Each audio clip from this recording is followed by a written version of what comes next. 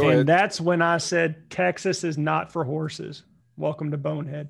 But it is also not for lovers. Turns out that's West Virginia. They say What's Virginia for? Virginia is for nothing. For nothing. That's a Because messed up I state. can't wait to meet Virginia.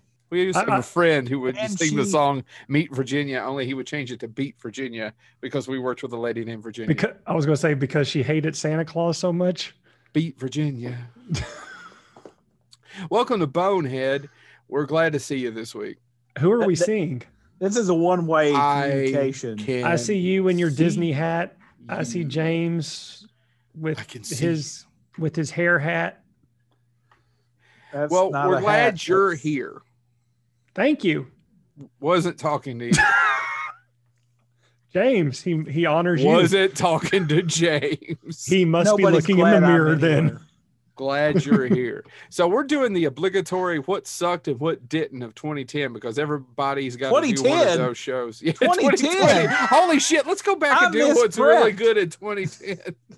I misprepped. I thought this was 2020. Oh, I turned Let's 30. do 2010.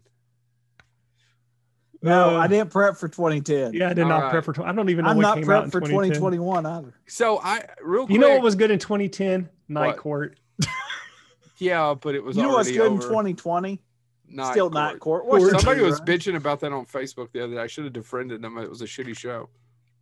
Who? Yeah, defriend them now. I And don't if I'm know who friends it with them- was. Just scanning. One of those people. No, well, you know what's funny? If is you're that- Joe's friend and listening to the show, don't listen to us anymore if you hate Night Court. That's Asshole. what we need. or what you ought to do now that follow me through on this Is come on the show and argue. If it's Yeah. Laura Hightower Wells, you're never coming back. I think she's too famous now. I don't Man, think we're she getting her stopped. back. Don't. She actually literally stopped by last night to get me some copies of her book and write in them. I was really appreciated it. And then she threw tomatoes and said, "Fuck Richard Mole." No, then I shit on one of her movies that she really liked this year and she left. So turns out I wasn't a fan of the Jingle Jangle. Okay. Am I back? Am You I back? never left. You never left. Could y'all hear me the whole time? No. Okay, then I left, folks, because I literally was going, can y'all see me? Because everybody froze. And I was like, are they still talking? What's going on here? Yeah. And I waited like a minute, and then I was like, okay, nobody's moving. Nobody's saying anything. Well, And I James, we've been talking for 2 hours. I went, Show's "Did- over, buddy. Show's over. Am I leaping? You Is added this Quantum nothing. Leap? You added nothing. All right. So it's a normal episode. We're going to talk about some of our favorite movies, some of our least favorite movies, a couple of TV shows. James is going to talk about a book that we never read and a video game we never played. No, you never played. I said we. And you Yeah. never read. My original Xbox stopped working. Huh. That's a bummer. Mine might not. I don't know. I'd have to plug it up. All right. All right. So who wants to go? Let's Go ahead, Chad. I'm just gonna say let's start with the small screen and work our way up. What do you think? Yeah, that's fine. Can I talk about a show that I liked, but the last episode really killed me? And I don't know if either one of you have seen it. The Queen's Gambit is on Netflix. People just went crazy for it. And honestly, it is fantastically made. It is wonderfully acted. It is perfectly written. The only bitch I had are two. One, it takes place in Lexington. Clearly not Lexington, Kentucky. Kind of There like is- Justified. Worse. Seriously, worse than Justified. Yeah, they had the names of schools, but they talk about the bus and a few other things. It was like, this isn't Lexington. And the last thing is, and please feel free to tweet at Evil Joe or at Bonehead Weekly at this if you have some hate for me. The last episode of that show is a little too saccharine sweet for the 7 previous episodes that you just got through. I appreciate, I know where they're going for. I know that it's based on a novel, a famous novel that I'd never read. I'm so sorry that I haven't, by the guy that wrote The Hustler, who spent time in Lexington teaching at James, your alma mater, University of Kentucky. the University of Kentucky. And I they're, didn't by the know- way, reopening a murder case involving the man that inspired The Hustler. If you're interested in true crime, check that out. Yeah. So the book came out in 82, 83. I never read it. I would like to read it, but I've also loved the movie The Hustler. Never read that, or Color of Money, which he also wrote. Did you know that, Chad? That The Color of Money is based on the book that was actual the sequel book to The Hustler. No, I didn't either. So when I went down this rabbit hole of trying to figure out why was this guy writing about Lexington and chess, yeah, I found that out. It was fascinating. Loved it. The last, oh man, it's even the last 30 minutes. It's just a little too much of a little bow tie. Just, you know that cute little bow wrapping everything up? yeah. Because the first 7 episodes did. However, it is amazing. That actress, Anna Taylor-Joy. Wonderful. Also in The Witch. She's great in this. She's going to be in another movie I'm going to talk about later that was one of the shittiest things I saw this year. But can't say enough about it. Just those 2 things. I wish they did done a little more research on what Lexington was really like or looked like, just so they could fake it a little bit better. I mean, if James Cameron can get the fucking plateware on not the stars, God, but not the stars. I don't know. I had to bring it back. All right, who's next? Who else enjoyed a TV show this year? James, do you want to go or do you want me to go? It doesn't matter. If okay, you want to go, I'll go. This was in my favorite of 2 years ago, and it's still holding true. So I want to talk about season 2 of Doom Patrol. Oh yeah. It is still one of my favorite shows out there, and it doesn't get enough play. I'm hoping now that they've moved to HBO Max, maybe people will start, finding it and seeing how amazing it is. Does the DC subscription service still exist? No, it's gone. Okay. And all of their content has been moved to HBO Max, including the comic books and whatnot that you could read. No, on there? the comic books is still staying under its own service. I forget what it's called now. I wouldn't even have known that. Actually, I don't even think I knew that from you. I think I knew that from our friend John Stith. Yeah. So, but it's its own entity now.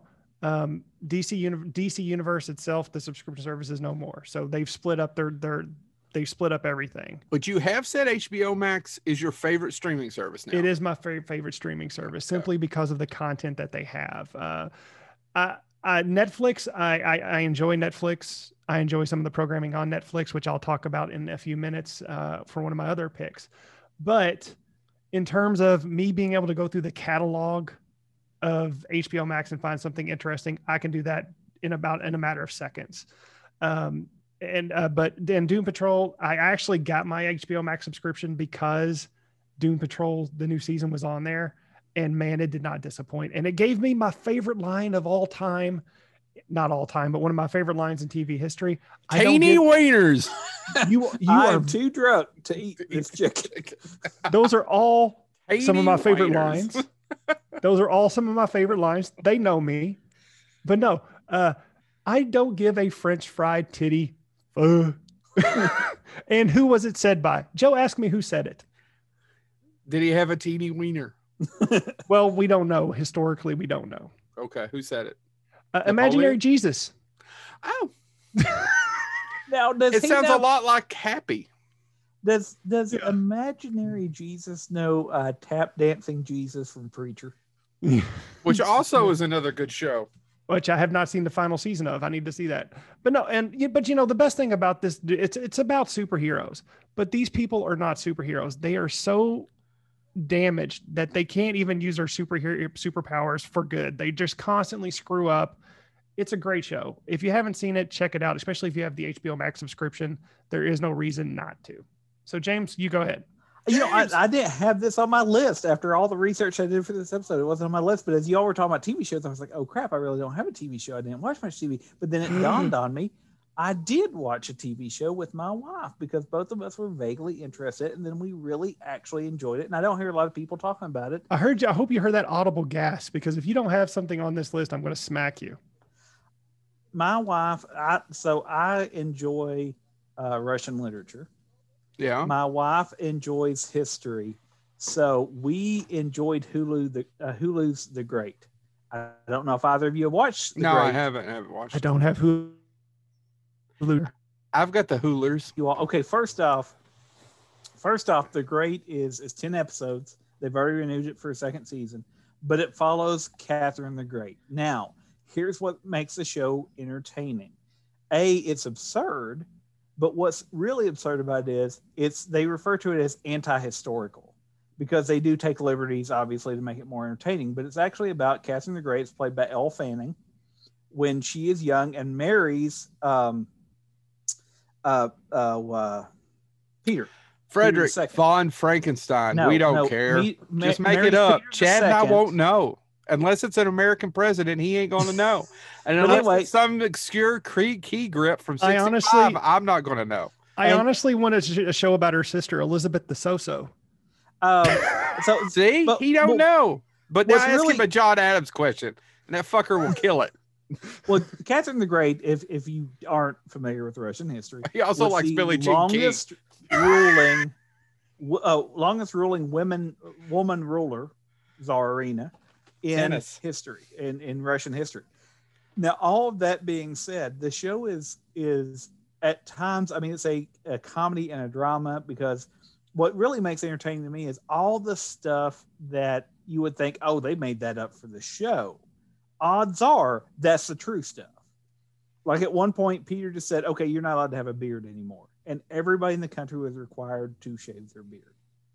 And that's, it sounds absurd, but there's an entire subplot. I mean, North Korea is doing that with everybody requiring to have Kim Jong-un's haircut. So I mean, there's an entire political ramification that actually was historical in nature. I mean, they do take liberties on the show, but the show is funny because, of course, he has to marry her. She has to marry him because her family is royalty, but they're royalty in decline. So they view this as the one chance she has. He is obsessed with his mother, and literally there's entire scenes where he will come in. Are you going to make this plot shorter? Literally have sex with her and then leave. Well, yeah. Like, they don't share a room. They don't do anything.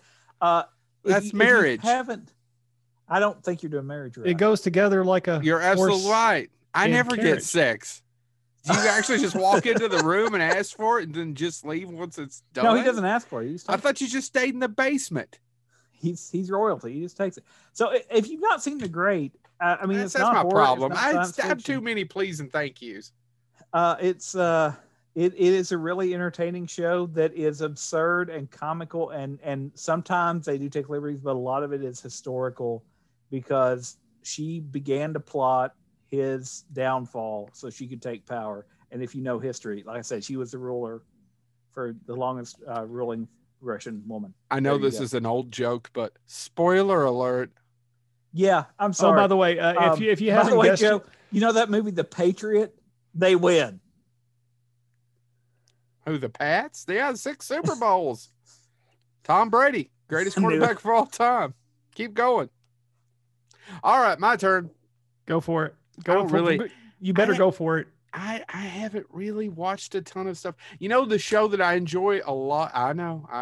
You know, the show I enjoy quite a bit that I doubt that's either on either one of your lists. And it's one of those, I wasn't going to mention it, but since Chad mentioned one that already had another season, I highly recommend The Queen. I'm going to start season 4 back to historical dramas. I enjoy the hell out of it. And sometimes I stop it and Google it afterwards and go, was this really what happened? And usually You would, by the way, you would think with my wife's interest, we would be she would be watching that. She is not. I kept waiting it's for her. really well made. It's a really well produced show.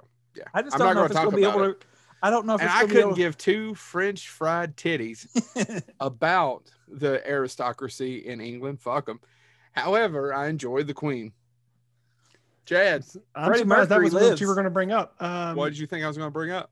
The one that we all 3 texted about, going, oh shit, I don't know. What was it? The I don't remember Mandalorian. either. Yeah, Mandalorian, but I've already talked. Didn't we talk about it last year? We can talk about it again. This season 2 surpassed season 1, You know, except for that final episode. I had problems with it. I didn't have problems with it. It's fan Who did you service. think was going to show up? Honestly, I was hoping they weren't going to go that route. I was that like, was fan service. That they was a were not- big. That was a big check that they wrote to the people who hate The Last Jedi.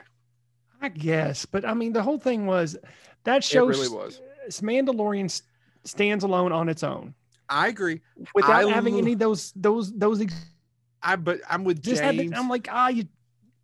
But James Yeah. is kind of right. I mean, who's going to show up? It makes the most It logical has to sense. contact No, I the agree. Jedi. Who First do we off, know I that's agree out with there? both Should have of been you. Ezra.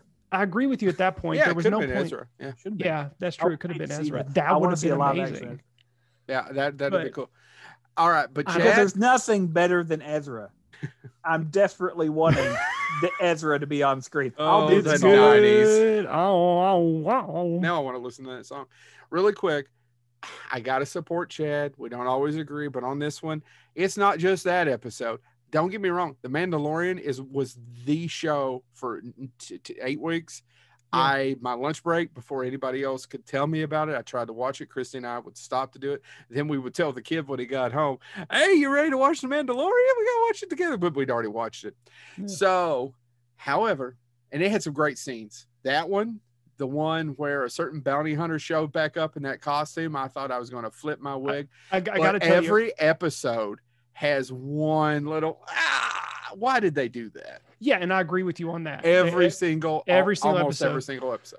But I want to point out that one episode, Robert Rodriguez, It's great. is by far one of the most versatile directors of our time and doesn't get credit for it. That is a fantastic episode. I- Honestly, I was a little bit more than almost for the other.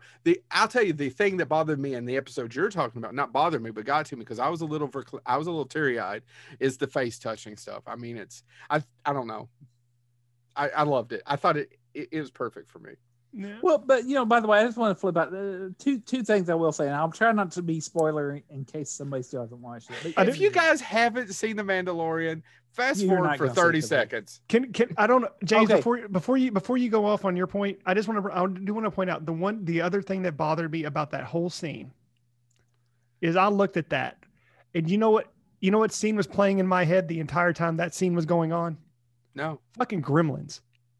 it's a lot like it. That You're not fits- ready for Grogu. Maybe you can get Grogu later when you're ready.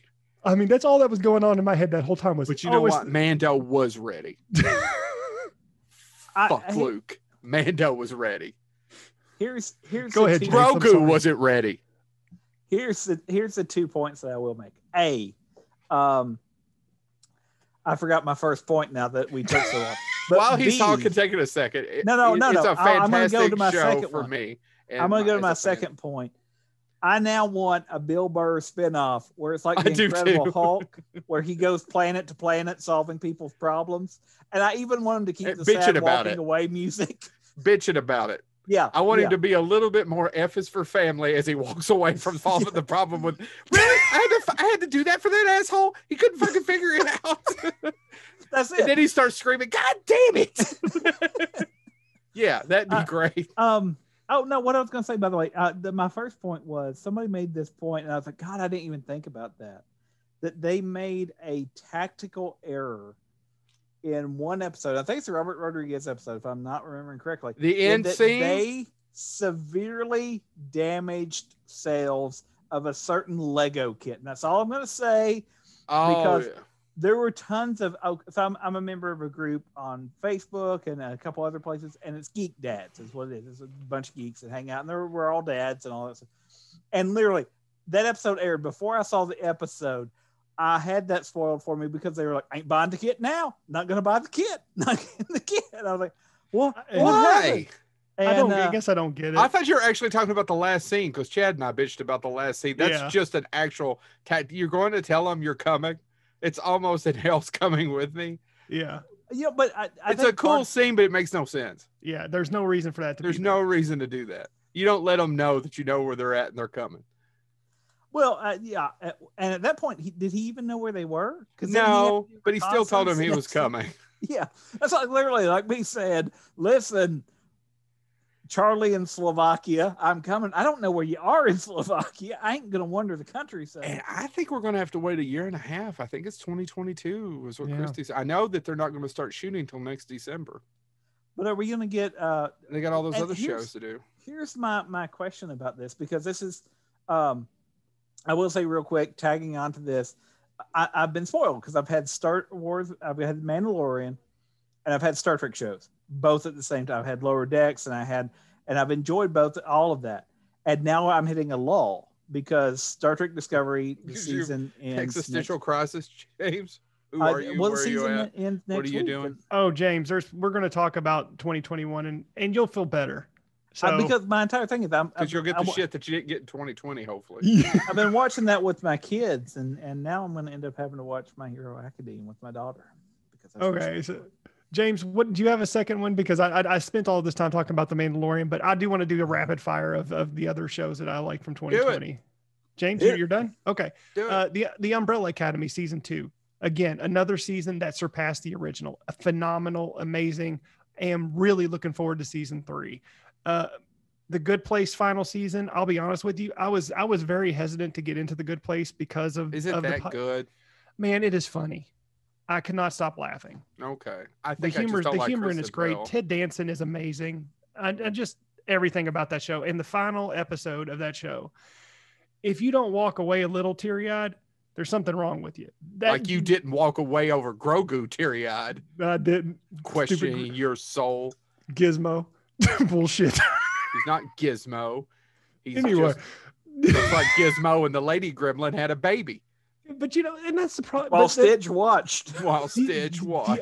The other thing about The Good Place too, several shows end, and that final episode just throws it all away. A lot of it, and you got to focus on the show as a whole before, and not focus on that final episode. The Good Place is one of those rare examples where Excuse me. I haven't seen all of it, Joe, but I don't want to. I will eventually because I love that show. But anyway, no, The Good Place, it ended perfectly. There is no other way you could have ended that show.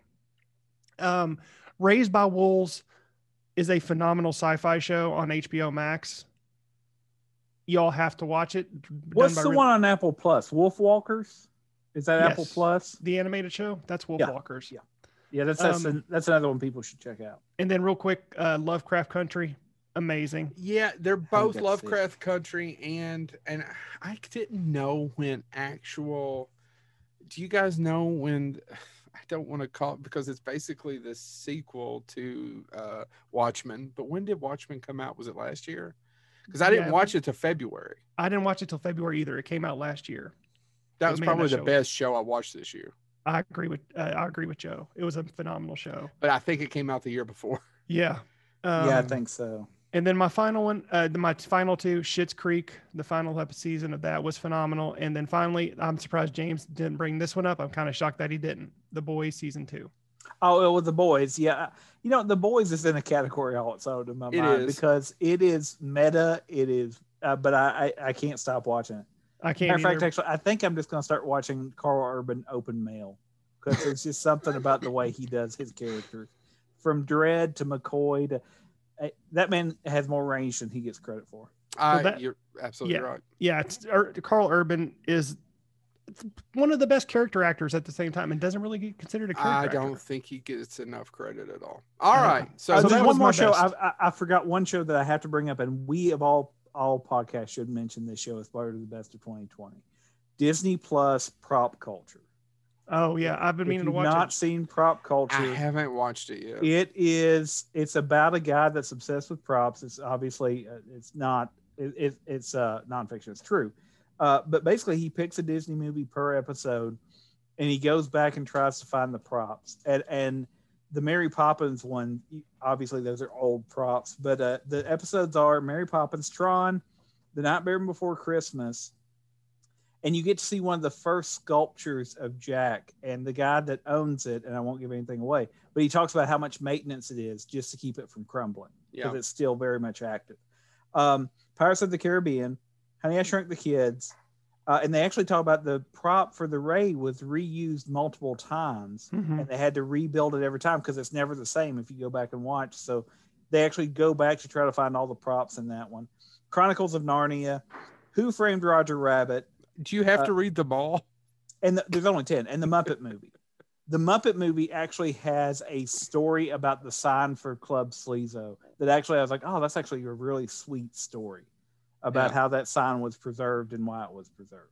I need to check it out. If you like props, if you're into how movies get made, I almost think it would be cool to sit down with Mick Straw and watch an episode just to have him tell me it's terrible. But hi, Mick. Anyway, no.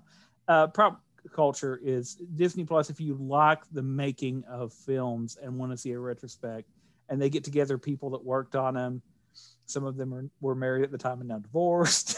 It's a fascinating show. That was a good the movies that made us, the Nightmare Before Christmas one. Mm-hmm. Danny Elfman and his ex-girlfriend who wrote it. Well, I was going to say, and that's the other thing. That's sad that I can't remember her name. She's a fantastic screenwriter in her own. That sounds really sad. And Netflix did the 2 episodes of Christmas movies that made us with the Elf, and I didn't know some of the Elf stories. So right. There. We've now added 2 more shows onto your watch list. There you go. All right. So do we want to get into the best movies of 2021? Yeah. 2020? Yeah. Joe, go ahead, buddy. Well, okay. There's something that I watched. I'm not going to do. So I have a bunch of movies that I really enjoyed. Now, I was talking to Chad about this real quick. I'm going to try to go through this as quickly as possible because I don't want to do another 2-hour episode. I think our episodes run a little too long. But I do a review, and this isn't me trying to do a plug, but I do a review for Scarefest Television every week for a horror film, which means I have to watch a lot of horror films, which I don't mind. So my list has a lot of horror films. There was a couple of them that are pretty good, but the one I want to talk about that's not a horror film that's on Netflix is The Trial of the Chicago 7. I really enjoyed it. It is written and directed by Aaron Sorkin. Aaron Sorkin. I was about to say West Wing dude. It is really good. He has a name, Joe. It's not great. And I think the reason it's not great, and I'm not trying to dish you, James, but Chad, have you watched it? It's on my list, man. I have not got a chance to see it. Aaron Sorkin is one of the best writers alive. Mm-hmm. I'm not arguing. I don't think anybody who likes writing would argue with me. But it needed somebody with cinema just to get it right here. Does that make sense, Chad? Just to lift it another? Yeah. You needed a shooter. And it doesn't quite have that, but it has an all-star cast, and I'm not going to go in. And if you don't know who the Chicago 7 are, my wife didn't know who they were. In fact, I had to stop the movie 2 or 3 times to explain things. And a couple of times I was like, I don't know. It wasn't taught in high school. It should have been about the Democratic National Convention. A lot of the shit I learned from reading Hunter Thompson books. Yeah. Right.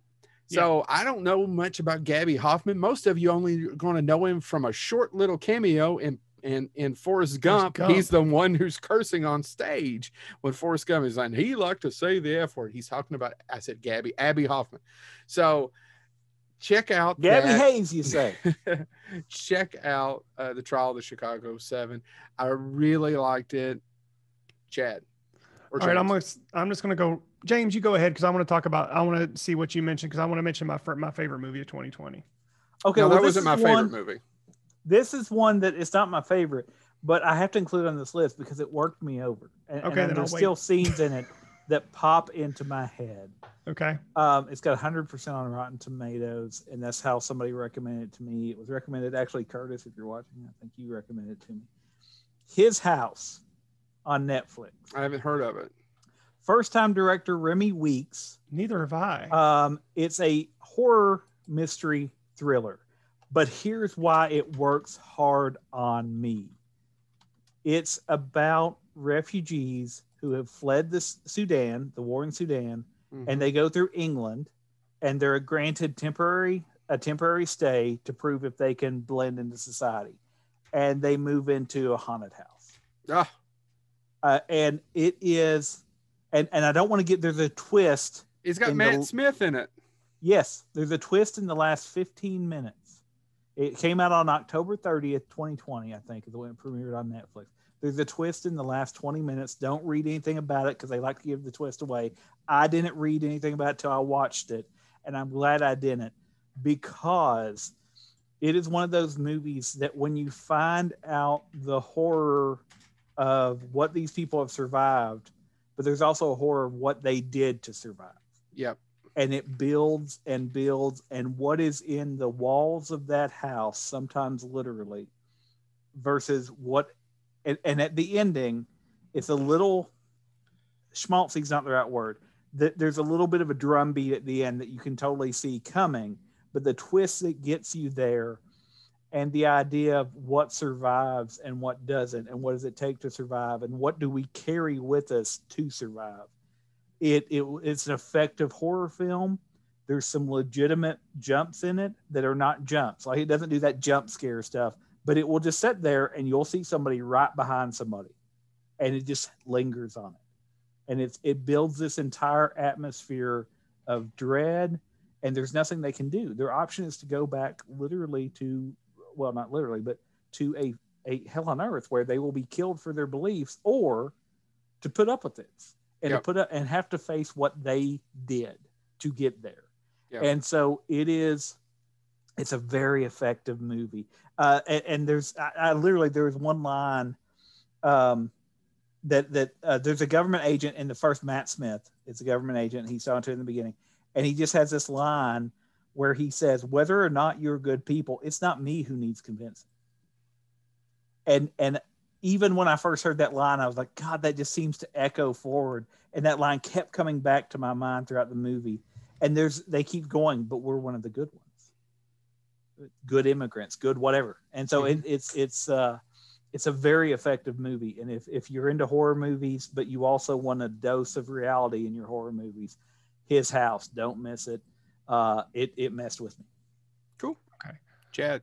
I'm actually going to hold off on my favorite movie of 2020 then. I'm going to talk about one that I've talked to you all about ad nauseum, but I haven't talked about to the audience, and that's Get Duped on Amazon Prime. I thoroughly enjoyed Get Duped. James actually watched it on my recommendation, and he actually really enjoyed it as well, if I'm not mistaken. Yeah. Oh, yeah. Well, it's Eddie Izzard. Yep. And the cast on that movie make it more fun. And I think the thing about it is that everybody is like, it's terrifying. It's a thriller, I guess, technically, but it's also a huge comedy because you're just sitting there going, if one person would make one move the right way, it's not quite, but it's almost got some of the same vibe loosely as Tucker and Dale versus Evil. Yeah, it's got the same thing. Yeah. And I'm glad you said that, because when I was watching it, I kind of got that same feeling watching this. It's on Amazon Prime. It's specifically an Amazon Prime exclusive. But it's about these four kids. Well, three of them are sent there because they're in trouble at school, and one kid who's just trying to get this specific scholarship, and they're told that they have to complete this task through the wilderness to get to this other end in order to pass their school, their grade. And it's all about these hijinks. And then at that same time, there's a twist that I don't want to give too much away, but it goes a little Jean-Claude Van Damme hard target / surviving the game on these four kids. And you just see things happening that you didn't think would happen. I'll be honest with you, there's one musical number that kind of threw me out of it for a brief moment, but all the other stuff made up for it. And I know exactly the musical number you're talking about too. Yeah. Yeah, because I was like, well, huh? Yeah, it just came out of nowhere, and you're like, what are they doing? And I'm, again, not giving away too much, but when the title of the movie is in the song, it's like, you get out of here with that. But it's all based on the Queen of England. Her husband is the Duke of Edinburgh. It's all based on him. It's this navigation site based on him, the Duke of Edinburgh, which is where the title comes from, Get Duped. So if you haven't seen it yet, please check it out, and feel free to tweet us and tell us if you liked it as well, because it's one of those ones that just kind of went underneath the radar because it is on Amazon Prime. It didn't get a lot of promotion, but man, is it funny. All right. Is it my turn? So this is one I reviewed for Scarefest, and this one's jarred me a little bit. Don't get me wrong. I wasn't panting, but it scared me a little bit. It's an hour long. It has it's a few minutes past an hour long. It has almost 100%, if not 100% on Rotten Tomatoes when I was looking at it earlier. And I'm telling you, Host on Shudder is pretty alarming. I recommend it for anybody that has Shudder. It got me a little. Basically what it is these friends, multiple friends, who have a seance on Zoom. And it was shot during the pandemic, and it's a really smart take on what you could do for a movie, because a movie can be anything. And what happens? The seance, of course, doesn't go correctly, right? And it just gets more and more creepy and scary and screwed up from that point on. And it does not have what you would call a happy ending, not to give anything away. I don't want to talk about it much more than that, because the less you know when you go into it, the better off you are. The characters are fairly likable. The people who are acting in it and some of these low budget films are usually suck. In this one, they're pretty good. I don't have any complaints. The only complaint I have is it was only about an hour and 5 minutes, but that's not really a complaint because actually any longer than that, that's about what you had watching a Zoom, right? That's about what you've got as far as, man, if I have to spend one more meeting, because like the three of us, we do everything on Zoom through work, they have to spend a few more minutes, but an hour and 5 minutes, it was great. Highly recommend Host. James, what you got? One that I watched, and it took me a little bit to get into, but I enjoyed it. Actually was released for Tribeca at the Tribeca Film Festival in 2019, but Amazon Prime picked it up, much like Get Duped, and ran with it. Blow the Man Down. If you haven't seen Blow the Man Down, it's about effectively two sisters, and one of them basically, I'll just do in the setup, goes on a joyride with a guy, wrecks his car. He gets out, they're both okay, but then the guy opens the trunk and there's blood in the trunk, and she panics and kills him. And then her sister and her dismember the body, put it in cooler, throw it in the water. That's the opening of the movie. And it's them in this small fishing town. As they have to navigate, they lose the knife. They've got to find the knife. There's a brothel. It's a small town murder where they're worried about getting caught, but also nobody really cares. I'm describing it poorly, but it's an interesting film that plays around almost, and not the same, because it is. I mean, there's some parts of it that are drama, a little bit of comedy here and there. But almost like, Joe, we talked about Winter's Bone. Like, we can understand the character's motivation in Winter's Bone and how they interact and how they do things. And it's that same sort of feeling. It's a small rural place. Right. She never quite got back to that Winter's Bone performance. But yeah, I agree. It's if you watch Winter's Bone, if you've never seen it, check it out. But if you're from Kentucky or rural Kentucky, probably rural anywhere, you understand those characters. Mm-hmm. Yeah, and I mean these characters are, again, it's a small town, and it's what do you do and where can you go, and it's a fishing village effectively. So if you've never seen Blow the Man Down, it's, again, I think it's 98% rated on Rotten Tomatoes. It's not for everybody. I think the critic consensus is more mixed, but it is an effective little movie where you do start to get the vibe of this town where it's everybody has to work. Everybody has to, you're just surviving and making it. And so they work but what do? You can't just run away. There's nowhere to go. You don't have the access to go somewhere. So if you've not seen Blow the Man Down, again, not exactly a horror movie, but it kind of I guess a drama thrill. Okay. So, for my Host was on my list too, by the way, Joe. I was just going to tell you. Did you like Host? It's effective. It is, isn't it? I tell you, I watched it by myself, and about 45 minutes into it, like I said, if you get a chance, if you can sit in the dark, watch it by yourself, I don't know, it just starts working on you a little bit. Yep. Cool. No, for my second pick, this one is not, I haven't looked at the Rotten Tomato scores on any of these movies. James, you can look it up and tell me what it is when I tell you the title. I'm sure it's not high because I think this was critically panned, but when I saw it, I actually enjoyed it. It's historic. It's a historical film, and it is a gangster film. Capone, directed by Josh Trank. I actually enjoyed it. Why does everyone hate it? It's on a lot of lists of the 5 worst. I think it made Entertainment Weekly's number 4 or 5 of the worst movies. I don't know why people, year. and that's one thing I don't understand is why people hate it so much. What is it, James? 40% on why can I say tomato, but I can't say tomato meter, thermometer? Yeah, I knew people hated it. 25% audience score. Here's a critical consensus. Tom Hardy makes the most of this opportunity to tackle a challenging role, but Capone is too haphazardly constructed to support his great performance. Yeah, and that's one thing, and that's why I like it so much, is him as Capone. Gosh, he barely says a word for an hour and over an hour and a half. All he does is grunt with a bloodshot eye and a cigar. Could do that, though. And a cigar hanging out of his mouth. And he's having these delusions. And if you don't know what Capone is, it's Capone's last days. where he was so riddled with syphilis that his brain was basically literally riddled with syphilis, that his brain was gone. And it's him. Riddle me this, syphilis. What? It's him hallucinating, having these, you don't know what's reality and what's not. And Tom Hardy in that movie is amazing. Now I can see but I love Tom Hardy so much that those problems wipe away. Cause I mean, literally it's him just going for an hour and a half. and he has like one bloodshot eye, and you're just seeing what this disease has done to this man. And it's just slowly devolving him into nothing. And that's what I liked about it. So Capone, ignore the critics and then first watch Get Duked. And then the movie that is actually my favorite that I'm going to talk about momentarily, and then watch Capone, and then forgive me.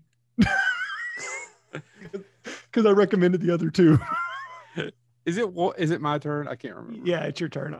All right. This is a movie that I am not going to recommend you watch unless you have a specific. My review of this just played at Scarefest this weekend. I got a few emails or messages about, really, this is how you wrote it, because I actually took a shot of whiskey before I went into it. This was one of the more depressing things I've seen since The Deer Hunter. It was The Lodge. Good Lord. Okay. The Lodge. What'd you think I was going to say? No. I just, when you said depressing, I'm like, oh God, not depressing. Oh, it's a depressing movie. Yeah, I remember you told us about it. It got to me. It got to me. I don't have children. If you don't have children, don't go out and make any. It just screws with you. So The Lodge is about a guy who's a dad and he's breaking up with his wife, who's played by Alicia Silverstone. She is very sad. Alicia, if she was your wife, you'd probably want to break up with her too. Well, maybe. I don't know. I didn't even know it was her. I had to go Google. She's grown up. You know, she's a woman now. So when I think of her, I think of Clueless, which is weird. She was a woman in Clueless, if I'm not mistaken. She may have been, Chad, but I don't see her as a 40-year-old woman. I see her as an 18, 20-year-old woman now. Which is why you're going to prison. Well, 18's legal. So she's depressed. He tells her when he's bringing the kids over that he wants to go ahead and hurry up and finalize the divorce. She says she gets upset, leaves. She goes into her house, has a drink, and blows her brains out. So Clueless becomes Headless, and that is in the first 5 minutes of the movie. And from that point on, the family's really religious. So the kids can't handle it because, especially the daughter, that her mom's now burning in hell. And the dad is seeing another woman who was a part of a cult. He's some sort of psychiatrist, and he fell in love with her. And now he wants to introduce them after it's been 6 months. We jump ahead 6 months, and he wants to send his kids and this woman who was once in a cult, who he was seeing as a psychiatrist, to a lodge in the woods in the snow. He's not dad of the year, gentlemen. Make sense? You know who's a better father? All this Robin Williams and Father of the Year. Yeah, he's a much better father. This happens in the first 15 minutes, not giving anything away. As this movie progressed, it got to me. It's not scary. It's really not a horror film, guys. It is and it isn't. They sell it as one. But it's so depressing. But the fact that it had that kind of effect on me, the closest I can relate it to is a Lars von Trier's film. If you've seen Melancholia, Antichrist, it just was tough. And the fact that it's that well made, that it was that tough on me, I have to put it on a list, if that makes sense to you too. But I wouldn't recommend it to anybody's.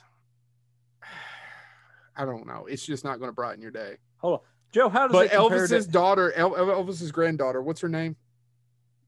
I can't think of her name. It's Lisa real Marie? weird. No, Lisa Marie's daughter is in it. She's a great actress, and she's fantastic in this as well. So it's all just pitch perfect acted, but it's how does it compare to Anything for Jackson? I've never seen it. Oh, Anything for Jackson was made a couple of. I haven't got to see it yet. It's on Shudder, I believe. I think it's on Shudder, which is why I haven't seen it. I did a Shudder trial, and I haven't started Shudder yet. Yeah. That being said, I haven't, but Anything for Jackson is getting pretty good reviews by a lot of people, and it's about two grandparents better than Capone. Yes, yeah, it's actually it's tomato meat. It's just funny that you picked that one, Out Chad. of these, And at out of least. the three of us, you would have picked that one. No, that I was kn- like universally. Yeah, I and haven't seen it. I haven't seen I know. Yeah, and Joe don't. I may But, eventually watch it. No, but I yeah, no, like him. honestly, I knew that it was critically panned. I really did, but at the same time, maybe that's why I enjoyed it, because usually when critics hate a movie so much, I actually find some underlying spark about it. But go ahead, James. I didn't mean to interrupt you, buddy. Well, anything for Jackson is getting pretty good reviews. And Joe, I think it is on Shudder, so if you have that, you can check it out. But it's actually about two grandparents who are Satanists, and their grandson is killed. And they decide, they find this pregnant woman, they abduct her, and they decide that they're going to use rituals, satanic rituals, to put their grandson's soul into this baby and bring him back. And you would think, they're the Pumpkin villains. hater. Pumpkin headed her. I got nothing. You would think that they're the villains, right? No, they end up becoming. I mean, as it plays out, if you watch the trailer, I was like, it looks like it could be an entertaining movie. I haven't. I'll eventually delve into it, James. You remind me what it is later. I'll try to do it the next couple of weeks. That's one I'll watch. Do his by house myself. First. Do his house first, so I'll have somebody talk me through that because. Whew. All right, James. Next one. I don't have another movie, but I'm going to jump to something that stars a movie star. Cyberpunk. Oh, is that the Keanu Reeves game? Yep, Cyberpunk 2077. Isn't that the one that's being recalled? It is, but if you're patient, and what I mean by that, so they recalled it. They offered me a full refund. All I had to do was mail this back to them. They paid shipping and everything. And I was like, no, I must stick with it. Is it because it has problems with the PS4, right? Designed for the old school Xbox. Well, it wasn't. So the backstory on this is this game was announced in, I think, 2013. Initial footage came out in 2015. If you're doing math, folks, this game has been in development forever. And it's by the company that did The Witcher, CD Projekt Red. And so if anybody wants to throw a coin to The Witcher, now's the time. But anyway, the game is, so I knew they were going to have to patch it. And I did have 2 days where, quite frankly, I got to one part and it was bugged and I couldn't get past it. And I was like, I'll put the controller down. And I even said to my wife, I'm like, maybe I should send it back. And she goes, they're going to patch it. And then you'll. And so I hadn't pre-ordered a game for years. I pre-ordered this one. It does have Keanu Reeves in it. He's not just a one-line character, not giving anything away. He is the entire background of the game. So the plot to the game is somebody kill his dog. Close. They killed him. Oh, damn. But they killed him by hooking him up to a machine that copies his brainwaves. And so if you're familiar with Cyberpunk, I have a hard time relating to that. Or William Gibson. But I mean, if somebody hurt the dog, I mean, we're going to take him out if somebody does something to Bendy. If you like William Gibson, like Chad's going to dig up those guns. Necromancy stuff. In his basement. Sorry. This game though it is mature. It's 17 and up. I designed my character. Your character can be male or female, and they're nude when you start to design them. It just escalates from there, folks. There's nonstop language and violence, and you can choose how you want to do it. You can be perfectly peaceful, walk through and hack systems and be safe, or you can go in with a shotgun and literally blow people's arms off and torture them while they die. I know which one you choose. I tried. Actually, me and Miracle, who he was talking to me and he goes, I tried to go in peacefully. And then the next thing he did, he sent me the GIF or however you want to pronounce it from Hot Fuzz, where it's Nick Frost loading the gun going, shame. Cause you get caught, you got to kill them all. You can't leave any witnesses. Well, yeah, I mean, but it is, so if you were patient or if you didn't buy it yet, now they've got all the patches out. It is and it does play like a movie, except every choice that you make has ramifications. And it's one of the biggest worlds I've ever played in. It's a lot of fun if you like hyper violence, because that's what it is. But and Keanu Reeves is great in it. Matter of fact, actually, he plays a scuzzier character and actually took a lot of risks that I think go against the image that he's cultivated, even doing things like John Wick, because he is just... He has a fandom now that is, him and Bill Murray have fandoms that are just above pop culture. Yeah. They're kind of, Well, so I was playing this earlier today, And and the let me give people you a who line worship that him he as has. a nice guy. Bill Murray's is different. Bill Murray's is Yeah. like this thing that just shows up in the middle of nowhere, which is all true. But these Line people who in the part worship I was Keanu, playing today, where your character's name is V. You go by an initial V, and he goes, V, listen, these things happen. It's like, let's say you're having sex with this woman, and then later on that same evening, you have sex with her sister, and then later on that night, you find out that they're both brides of Christ. These things just happen, V. And your character goes, did that really happen to you? And he goes, it may have. I do a lot of drugs. It's a lot of stupid fun if you like violent video games. So Cyberpunk is a movie, as a video game, it's a lot of blast. And if you buy it, you also get stickers and a book and all that stuff. It's a 2-disc. It takes 2 Blu-rays to install it. It's a big game. It's a lot of fun. So Cyberpunk, I would pay to see it as a movie, as long as they get Keanu to come back as Johnny Silverhand. Okay. all right. All right, I'm going to talk about my favorite movie of the year, and then I want to, and then we'll like to come back and talk about 2 honorable mentions. My favorite movie of the year, we all 3 agree. I'm surprised James again said he didn't have any movies on his list other than the ones he brought up, because I forgot one. Damn. I absolutely. That's all right. I want to talk about another movie too. Keep going. Yeah, I absolutely loved Guns Akimbo. Oh, It was a lot of fun. Right. It was a lot of fun. My favorite movie of the year, Guns Akimbo. It's what is it, guys? An hour and a half. If it has my I'll new be crush honest, in it. Leaving Samara Weaving, Samara who is Weaving. also, speaking of Keanu Reeves, I didn't get to see it yet, so nobody spoil it for me. I'm ordering it. Bill and Ted Face the Music. That's one of my honorable mentions. There you go. I haven't seen it either. I'm not a huge big Bill and Ted fan. I'd really probably need to watch the first 2 again before I watch the third one. I got one. So I liked Bill and Ted's Face the Music. I did. It has one of my favorite, and then we'll get back to Guns Akimbo. It has one of my favorite new actors, Anthony Carrigan. He's in Get Barry. He was Victor Zsasz in Gotham. Mm-hmm.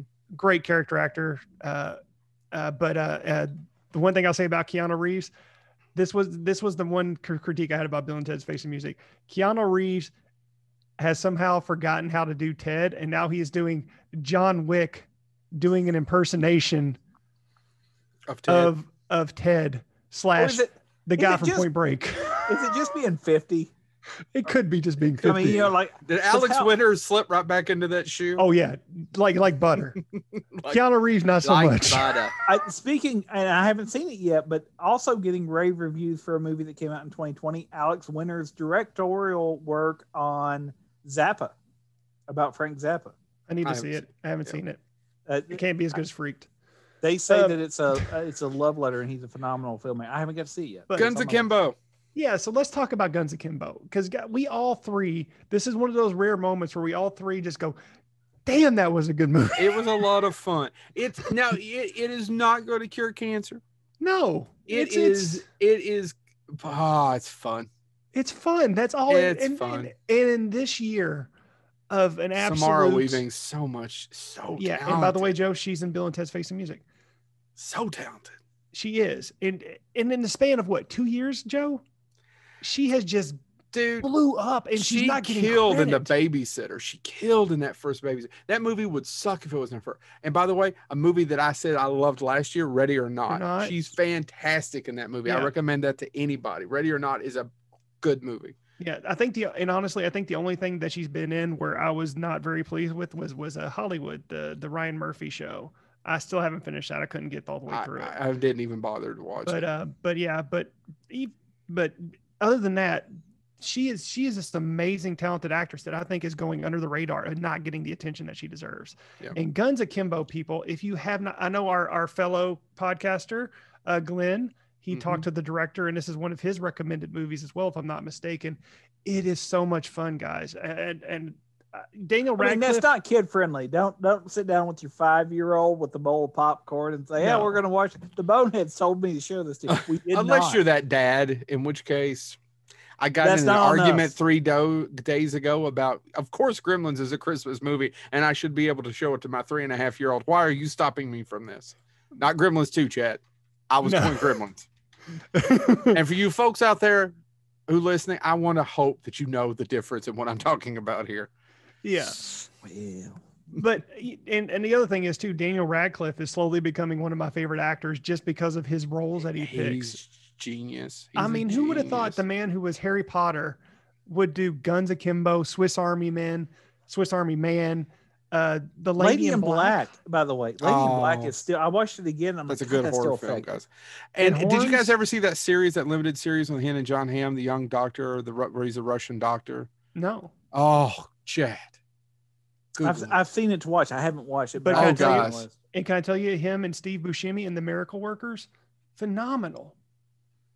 Yeah, I have never seen it. He's a. I'm sorry, I've never seen it. He's a great actor.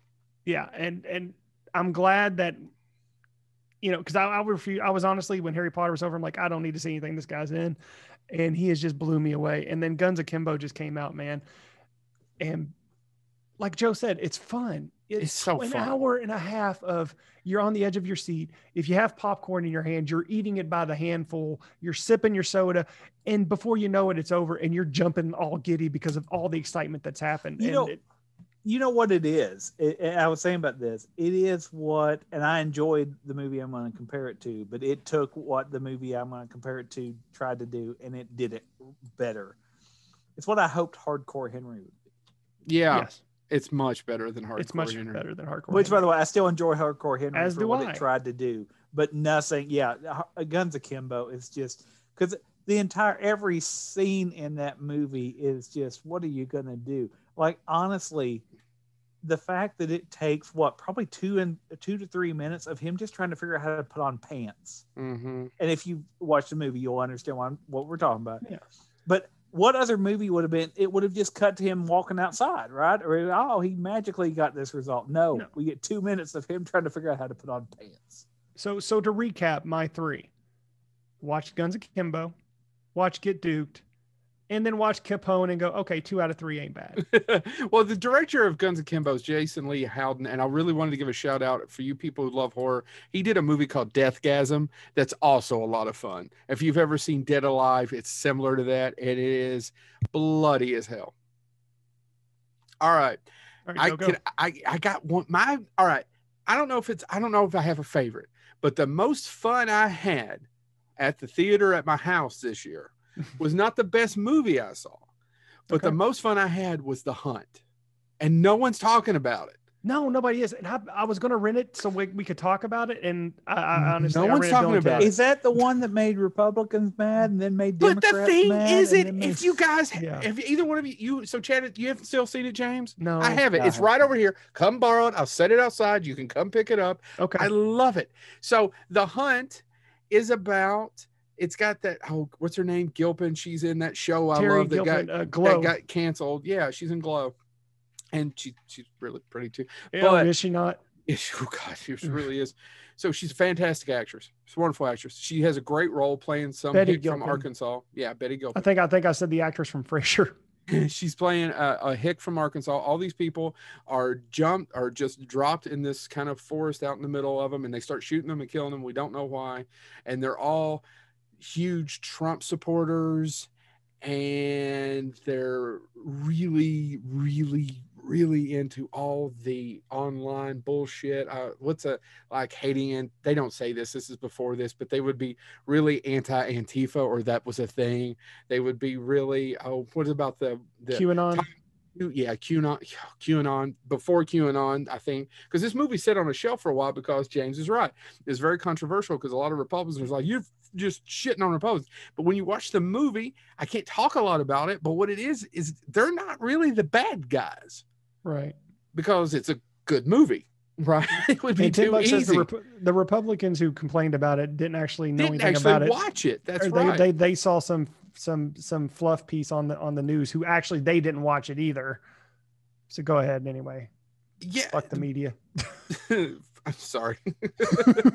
Damon Lindelof and Nick Hughes, which is Carlton Hughes' son. Now, if you don't know who that is, or is his brother, I forgot. I'm sorry about that. Damon Lindelof was a writer on Lost. He's the writer of I'm so sorry, Watchmen.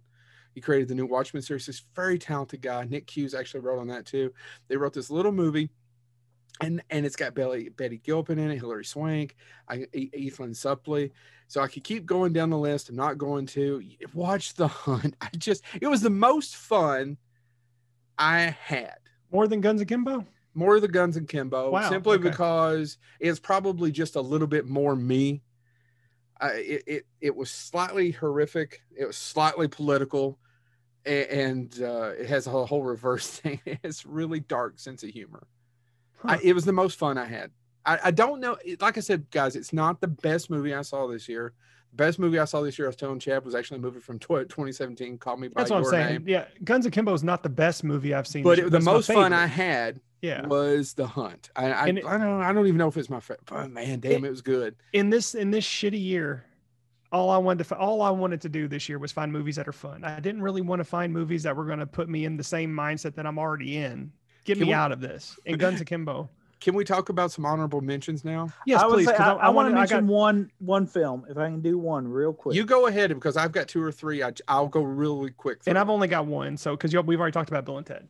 I want to mention Soul, and here's what I've got. It's on my list too, James. It's good. Here's what I've got to say about Soul, because I enjoyed Soul. Soul actually meant something to me, as Chad was saying, especially after this year. Yeah, this year has put me through the ringer in a lot of different ways. Yeah.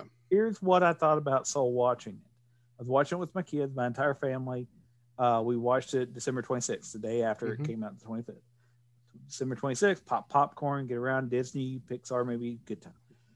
I was watching it, enjoyed it, actually thought the themes really into it. But I thought, as I was watching it, I was like, God, my kids aren't going to. I mean, they're watching it. It's cartoon to them. They're not going to.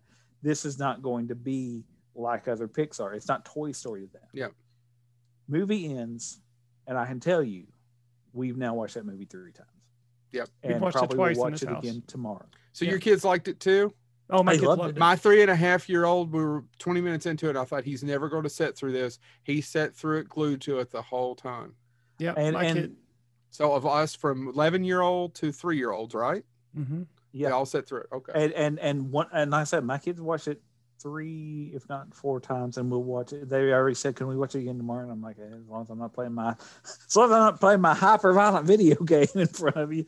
But so I wanted to talk about Soul with you all, because I was hoping you all had watched it. Yep. I don't know if you've heard any of the people involved with it, but there was actually knockdown dragouts about how that movie should end. Mm-hmm. That's my one complaint, is how it ends. Well, there's Pete Docter, and I'm forgetting who took whose side and who said what, but Kemp Powers and Pete Docter were the co-directors. And they said there were actually several different versions, and literally there were arguments for every single one of them. Some versions, I'm trying not to be too spoilery here. Let's go ahead and talk about it, because I can't talk about it without giving it away. Okay. Well, I just can't. You don't, it's fast forward 30 seconds. It's a Disney Pixar film, so it's going to end relatively happily. And so it's about this guy who. Well, I don't know about the plot, but just let's talk. But he always wants X. He finally gets X. But then he looks like he's going to die, and then he ends up not dying. Well, some of the other endings they had that people argued with. As a matter of fact, I think it was Pete Docter said in an interview that I was reading that it is the most fights they've ever had working on a script or on a film with all the creative talent. Because the other endings, one had him basically becoming sort of not a lost soul, but he decides never to move on anywhere.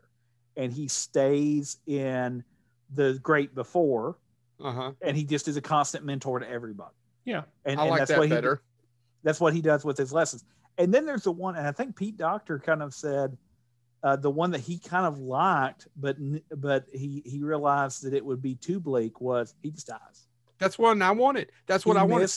He missed his opportunity. He goes on. He doesn't get another chance. But Pete Docter said, I don't see he missed his opportunity. See, to me, he got his opportunity, and life is about that's the whole point of the movie, is about living it. And you don't always get what you want, but it doesn't mean, and even when you do, is it as great as you thought it was going to be? And life is all these little moments. So I looked at Christy at the end and I go, that was absolutely beautiful, except for the last 5 minutes. She goes, well, it had to end empty. I was like, it would have took balls of steel, but he should have just smiled and went on up that elevator. To quote That's the way I think it should have ended. But then again, I don't even think it's bleak. It was an escalator, you dumb son bitch. It looked like a fucking escalator. But you said elevator. Yeah. Oh, I did? Well, I meant to say escalator. It went right on up that escalator. Do you know some of the things? Dad, what do you think? No. So he should have smiled and went into that. So I agree with you when he was going up that escalator and he was happy, content with his decision. I'm like, okay, this is going to end. And then they go, well, we've decided to give you a second chance. I'm like, but at the same time, Joe, it didn't bother me. It doesn't kill me because I just think it's here, and to do that is here. Yeah, I know. But to raise it one other I agree inch. with you. I think it would have been a whole new level if they would have just let him go off into that great white light. But at the same time, when he walks out the door and then, he knows now that enjoy everything. And he's got that face of being content with whatever life is going to bring him. He's content, especially in this world that we are in today. Yeah. I got to say one thing too. That ending, the way that they did, gave me one of the best laughs I had. I don't know why I find it. So maybe it's Richard. Is it Richard Ayoade as the voice of one of the Jerrys? Yeah. He's from IT Crowd, and I think he's hilarious. I've seen some of his other stuff, but it gave me one of the best laughs when they do it, where they do come up and they say, "You're going to get a second chance" and all that stuff. And he goes, "What about Terry?" And he goes, "Oh, we worked it out with Terry." And it just does that cut scene. Yeah. It is funny. You're absolutely right. It's not awful. Oh, look over there. It's a unicorn. He moves the abacus over. Yeah, I agree. It's funny. So real quick, here's what Powers and Doctor kept Soul's current ending, because ending the movie with Joe's death would have negated the film's message and his experiences. Throughout the story, Joe comes to the realization that he hasn't been living life to the fullest. He is so focused on his pursuit of jazz that he loses sight of people. If Joe were to come to that realization and stay dead, as he does in the original ending, it would greatly diminish the impact of his character growth. I don't know. Yeah, I don't. Also, can I say something else? James, I read that and I don't necessarily agree with it, because he did remember back to all those moments, to that time, and he found that spark in each one of those moments. And they tried to push that love thing on the audience, and it's not pushy, but it's mentioned 2 or 3 times. What's her name? Lisa. It's like, Did you call Lisa? Did you talk to Lisa? What about Lisa? You guys? I don't know if it's Lisa, but know what I'm talking about. It was Lisa. You got it right. It's right. So it's like, oh no, you have to go back and have this relationship. I'm sorry, maybe I'm reading too much into it. No, otherwise you'll never, I didn't get that at all into that. No, it's mentioned it 2 or 3 times. I mean, it's mentioned. It's hard not to. It was Soul 22. It was when 22 was mentioning it, but it was never discussed after that. It's like, if you don't have that, you don't have all that, then you were. I don't. There's also a little bit of the controversy there too, in that, one of the things that came up, and one of the things I read, and it wasn't coming from Pete Docter or anything, but also just the optics of African American male. And also Tina Fey is the voice of the spirit, which is genderless and all of that stuff. But somebody said, there's also just a little bit of the optics of, who gets to live and who gets to die, that Disney probably. That didn't bother me so bad, because in the first 10 seconds of introducing their character, why are you so annoying? Because I'm a white woman, right? Why do you sound so like the most annoying white woman ever? Right?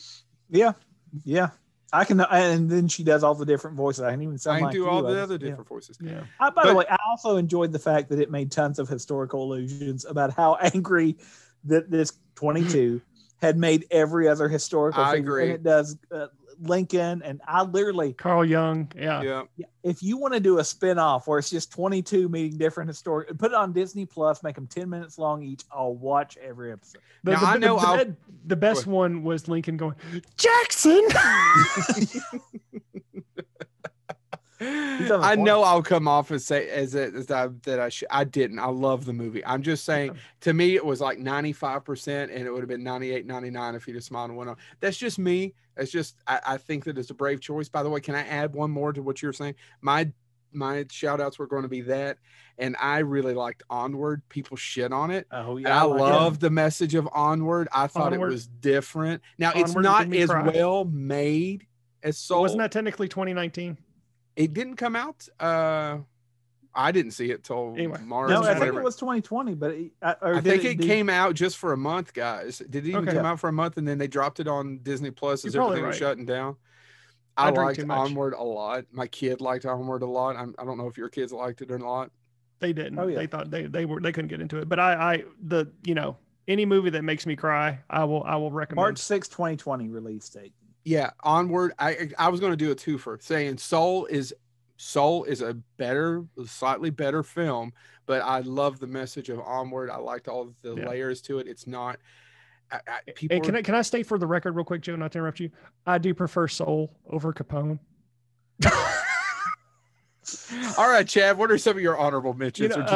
So we've already talked about Bill and Ted Face the Music. So real quickly, I will mention Borat's subsequent film. I need to watch it. I just haven't fit it in. I watched the other Sacha Baron Cohen film. Yeah, it is Chicago funny. 7. It is funny. Honestly, I liked it more. I kind of like this one a little more than I did the first Borat film. I don't know, man. That'd be tough. I laughed hard in the theater. I almost so I did this while exercising on my treadmill. I almost fell off my treadmill on a couple of scenes because I was laughing so hard. And that being said, again, no political stance, but I just want to state about how shitty our country is right now when a scene in that movie does not get more play than what it did. It kind of just happened and got forgotten. Yeah.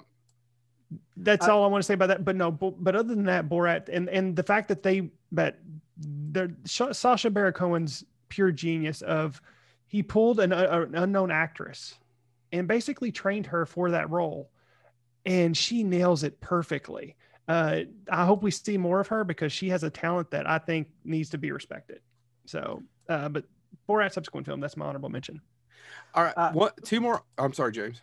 I've got to mention one because if I don't, my children will beat me. But I do have to give Disney credit for putting some stuff on Disney Plus.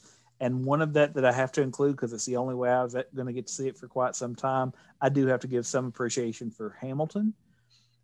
It was just a filming of the Broadway show, but they could have put that in theaters. And I think at one point that was the plan. Yeah, but I'm not swept up in Hamilton mania. Did I enjoy watching it with my family though? Because my kids do love it. Yeah, I did. So Hamilton. Thank you, Disney, for keeping us entertained. Onward, as Joe mentioned, Hamilton, Soul, and God bless Disney Plus. I couldn't make it through Hamilton. I know. I still have not finished it. I still don't quite understand what I'm missing. I need to sit down and watch it. So I'm not going to say it just sucks. All right. You need to read the book first. My two honorable. No, I know. But my two this one is the only movie that's going to be, what's her name? Kristen, what's her face from? Kristen Stewart. Yes. Kristen. Underwater was the best B movie I have seen in a long time. Just, it's a B horror film, Underwater, and it starts from the moment after the credits roll and doesn't end, and it is a Lovecraftian masterpiece. Well, there's no such thing really, probably, but it's a great Lovecraftian B movie. And The Gentleman was a lot of fun, and that's on a lot of people's movies that sucked. I don't know why. Yes, I was looking up some lists. It's on a couple of worst movies. I liked it. All right, do you want to talk about the worst ones? Yeah, let's talk about the worst. All right. Do you want me to go? Sure. So I am going, again, this is going to be one of those ones of he recommended Capone and bash this, but I'm bashing it. Wonder Woman 1984. You amongst many. I've got a question about that because there's a legitimate group that's complaining about this, and I have not seen the film because I do not have HBO Max. I will eventually see the film. Someone told me, or there's a group, I should say, there's a vocal group of people saying that there is a scene, and I don't know if it's body possession or what. I don't know. I have not seen the film. But where she puts the moves on, like, what's his name? Chris Pine's character, Trevor, is in another person's body. Yeah. And somebody was like, isn't that like, if the gender was reversed, that would be like a rape scene, right? Or at least a molestation scene. And I was like, I haven't seen it. But I didn't honestly, now that you said that, I'm like, that's kind of true. But if that's the case, Quantum Leap did a lot of rape. Oh, I know. Oh, man, that's a good episode title, but I don't know that I want it as an episode title. I just got Scott Bakula's autograph. Let's burn that bridge. That's why Scott Bakula never made the leap home. Sinner. He was going into a cell next to Weinstein. Tell the robot devil I'm coming. So yeah, it. you said you. So I don't want to tell you. I don't want to tell you all too much because since you all have not seen it. But I will say this. Here's my main reasons of hating it. One, the villain is terrible, and I like Pedro Pascal. I mean, I do. But the character Max Lord for comic book if you're not a comic book person like Joe is, like Joe isn't, and James and I are, is a fascinating character in his own mind, in his own right. And they could have taken his character and his story and put it into this, and it would have been phenomenal, especially his ties to Wonder Woman in the comic books. And they didn't. They turned it into some Make-A-Wish genie bullshit that absolutely infuriated me. And then they just went, it just goes nowhere. Number one criticism. Number two, Kristen Wiig did not get utilized enough. And the other thing is too, when Kristen Wiig actually looks better than Wonder Woman, you've done something wrong. Yeah. Now, the other criticism, Chad, I heard, and I'm going to watch it in the next couple of weeks, hopefully, is that the problem is there's not really, it's an 84, but it's not really an 84. There's no reason for it to be an 84. There's no reason for it to be an 84. And then the other thing that pisses me off is, it's 1984. And then they just put random things in there to show you, it's 1984. We're kooky. Like all of a sudden they're in a building and then over to the right for no reason, there's break dancers. Right. Just so they can show that there's no reason to have it there. Yep. And this is going to be and again, guys, I'm not giving too much away with this, and we're eventually going to do an episode on movie cliches and stuff that bothers the shit out of it. This movie was riddled with plot devices just to further along the story that make no flipping sense. And I'm going to give you two examples. Again, not giving too much away. They need access to a plane to get to another part of the country. And suddenly Wonder Woman, who is an archaeologist, has a pass to some top secret military base that all she has to do is scan through, go through a device, get into the plane. And then all of a sudden the military's like, hey, somebody's got this plane. What's going on?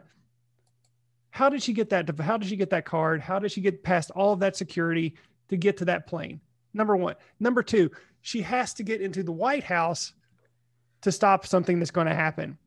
She just happens to walk through all the security to go in front of the White House. And in the lobby is this guy who is making the moves on her for about 2 seconds at the beginning of the movie. And then he gets her into the point to where she needs to be. The movie is riddled with shit like that. And every single time I'm just like, take the time to write a script. And it angered me to no point. I'm going to ask this question too, Chad, because there's another group online, because of course I hang out online. And I'm sounding like a nerd right now, but seriously, all this combined into one movie is enough to throw me off the Is it Batman and Robin bad? It's not Batman and Robin bad. Somebody also, or another group of people that I've seen vocal online are complaining that she doesn't use any of the classic, like the rope. I mean, she uses the lasso. But other than that, like she doesn't have her sword or shield or anything that they spent so much time establishing. No, there's none of that. Yeah, no, it's like they took everything out of it's just typical Warner Brothers. I felt like either catering to the audience or just dropping the ball altogether. And Warner Brothers, I have huge problems with, and they own all of my favorite properties. So yeah, that's the number one movie I hated this year. What else didn't you like? So I'm actually going to cheat on this one, guys. And by the way, full spoilers for the movie, because I am going to talk about the plot and tell you the twist ending of this movie. I actually have not seen this movie. I know everything about it, though, guys. I was going to watch it because I heard how terrible it was. Because I'm one of those people who would do that. Yeah. Called a glutton for punishment. But then I actually found... And I never do this. The guys can back me up on it. I will never read anything about a movie, but I'm like, okay, before I watch this, let me. And there was actually an article that laid out detail for detail about why this movie is so terrible. It's Wild Mountain Thyme. Oh yeah, never saw it. So it starts off with Christopher Walken doing a shitty Irish accent. which is worth watching in and of itself. By the way, somebody said that the best review I read of that movie was, have you ever wanted to see what would happen if you just threw darts at a board to pick your cast? Yeah. And you wanted names people knew, because that's what the movie is. Yeah. And I haven't seen it. But. It stars Christopher Walken, James Dorman, and Emily Blunt, or Jamie Dorman. I don't know. 50 Shades of Grey guy. And by the way, if you don't want to hear the plot, fast forward 30 seconds, because I'm going to tell you the whole plot in that time. I'm sure these guys. So it starts off with your lovely line of, hi, and it's Christopher Walken going, hi, I'm blah, blah, blah, and I am dead. There you go. So it's automatically starting off as a winner. It's stealing American Beauty. So it's all about this man and this woman who have been together since childhood.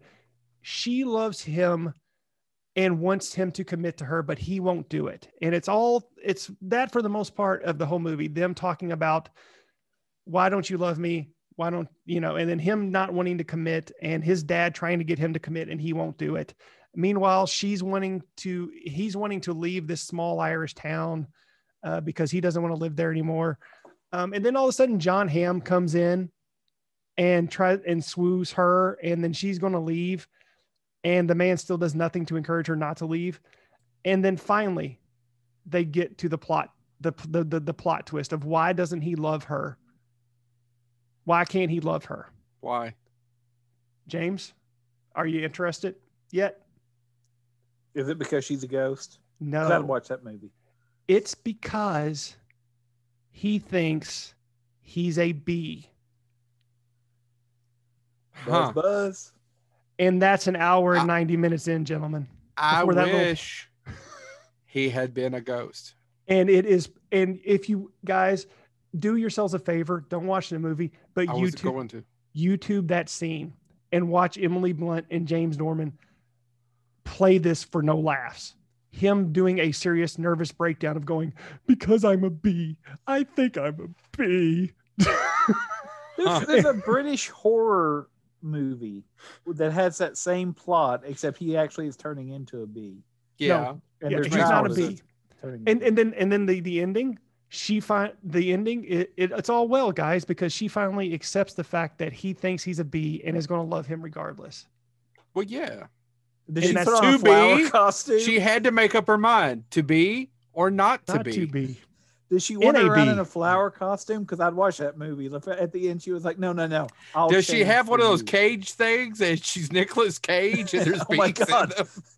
Oh my God. Actually, I would watch the movie if you promised me at the end Nick Cage sees him and screams, not the bees, not the bees. Dear God, I can't do the bees again. They don't even have that in this movie. Chad, anything else? That's it. I wanted to mention 1984 because I don't understand the hype. I don't understand why people are critically applauding that. And then Wild Mountain Times, a movie I haven't seen but have read enough to go, I am never going to watch that piece of shit. All right. Now I think that's what we need to do on Halloween. We'll tie one on. We'll watch a couple horror movies, and then we'll end the evening with Wild Mountain Times. By the way, time is spelled Thyme. By the way, yeah, because it's the plot. So real quick, I know we've talked about films. You've got a worst of, Joe? Yeah.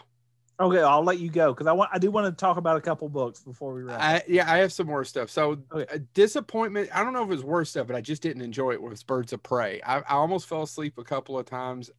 Ewan McGregor was completely just miscast and misused in that movie. Chad, you'll even admit that, right? Yeah, I agree with you. So I don't agree with you. I like her as Harley Quinn, but the movie was completely forgettable and trashy to me. Go ahead. Well, yeah, let me read it because I don't agree with Joe on that one at all. I actually enjoy that movie. It's good popcorn fun. The two complaints I have about that movie: Ewan McGregor as the Black Mask was not you, and Black Mask is a fascinating villain in comic book history. Again, it's just Warner Brothers not really nailing it in terms of DC villains.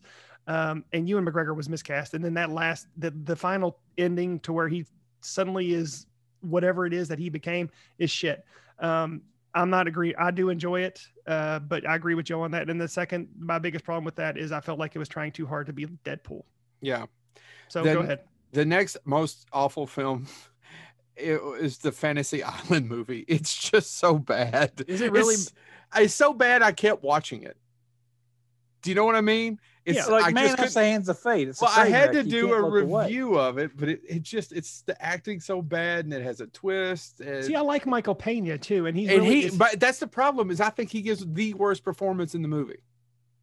So But see, watch it and come back to me. In some of the movies that he's in that are absolutely terrible, he's like Chips. Chips is god Yeah, he's the awful. best part though of Chips. He is the best part, but that's not saying much. No, okay.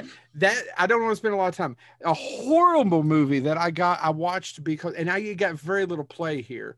And it's got what's her face from The Witch, and what'd you say her name was, Chad? Anna Taylor-Joy. Anna Taylor-Joy, and it was the Playmobil movie. Have you guys seen this with your kids? Oh no, I've heard it's terrible. Oh my God, it's damn near unwatchable. My kid tuned out, and I wanted to watch it. Why did you watch it? Because it was free. I had a free weekend. I DVR'd it.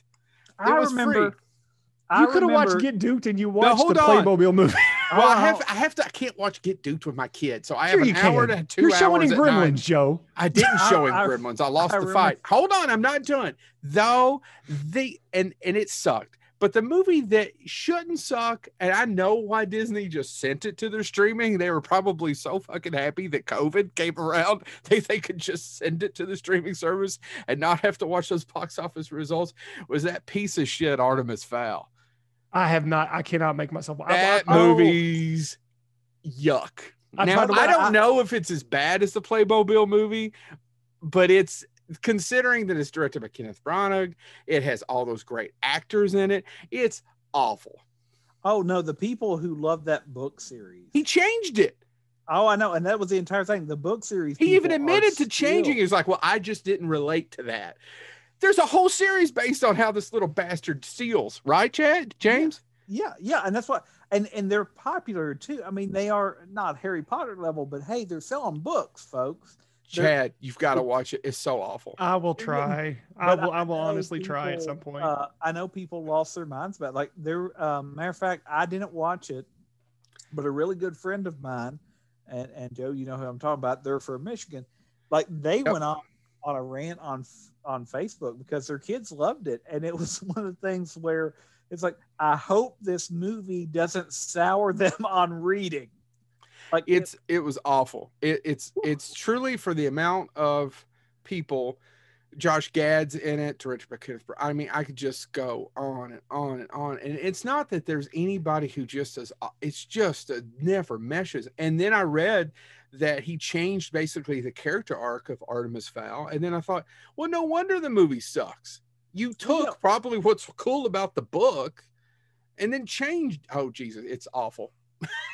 I don't know. I didn't even want to finish it. It was one of those in the afternoon, and he didn't even pay attention to it. It's awful. It's awful. Not since that Beauty and the Beast film was I so pissed at Disney. That one, that made $2 billion that everyone loved, that I still say is a shite film. I mean, I've seen worse films, but yeah, it is. For $200 million, that's a shite film. I will agree with Joe on this one. Oh God, that's some people phoning it in, folks. Yeah, I want you to go back and rewatch that. I don't want to. I'm good. I'm for those people out there who are fans. You go back and rewatch it and pay attention, and then come back to me and you go, "Oh yeah, some people are phoning it the hell in." Well, and it's one of those things that, and don't get me wrong, it's not as bad as Artemis Fowl. Oh God. I appreciate that Disney is going back and doing live action and all this stuff to a certain extent. Hey, it's your property, do what you want. And there's some people that love when those are done. That being said, I took my kids to see Beauty and the Beast when it came out. That's probably one of my favorite Disney films, especially of the new wave that came about in the 80s. That being said, I mean, I watched it and I was like, okay, I don't own it. I don't feel a need to own it. Well, of course not. It streams. But even, I have movies that stream all around me. I do too. Too. Christy pulled Toy Story 3 to show him on the way the other day, and for some odd reason, we had the version because it was bought pre-kid. It doesn't have the DVD for the DVD player travel. Oh, the screaming. Oh yeah. But I mean, so I it's one of those things, but I've heard terrible things about Artemis Fowl. You go, James, because I just Artemis Fowl. Well, I want to can't talk believe about it wasn't on more lists, man. I think people forgot it already. It's been forgotten. I think it's one of those things that, like you said, Disney dumped it on streaming, and let's face it, Disney World ain't making them pins for that movie. They may have made a couple, but you're not going to. Oh no! I tell you, a Lone Ranger was a huge flop, but the Lone Ranger is a better movie than that. Yeah, I enjoyed Lone parts Ranger. Of Lone Ranger. Is fun. 2/3 of the Lone Ranger is a good movie. Mhm. Problem is there's another third. Yeah. But Right. I want to talk about a couple books, and one that I do mention, and I'm not mentioning her. We've already mentioned her on the show. I'm not mentioning her just simply because she's done our show before. But the more I think about it and I revisit Crossroads, Crossroads was a very effective novella by Laurel Hightower, Who stopped by the house last night to Who drop hates off, Night Court? Who hates Night Court? I don't know if that's true. She stopped by the house last night to drop off 2 signed copies. Thank you, Laurel. Yes, I did pay her because you should always do what, gentlemen? pay the author, Pay the artist is what I'd like to say, because I would like to eventually get paid for something. I've given up hope. I do academic writing now. There is no pay. She's a friend, and I still retched her cash. Well, I was going to say, So, and by the way, I pay need to get people. a signed copy because my Her copy's hatred not of signed. Marsha Warfield, I just don't understand it. Now, Marsha, I follow her on Twitter. Don't you start a war with her, you will lose. I know. I love Marsha Warfield. She's on It's, Twitter. it's Laura Hightower Yeah. Well who has the problem with her. We should have Yeah, she's a dick. But no- She drank some of my Highland Park 12-year-old scotch and left. Probably because I said Jingle Jangle suck. Keep going. Oh, I haven't seen it. I've heard that's all I have of it. It's People but anyway, like it. Crossroads. We've talked about her work before, but Crossroads as a novella, being completely transparent. I was reading it as my father was battling cancer and passed away, and all that stuff. But it is an effective, much like Soul in some ways. It's an effective horror story about a mother who has lost her son. It doesn't happen in the story. We open the story past that point. But then what happens when she sees him? She sees him outside her home. And how she builds to a certain point and what's manipulating her or what's not.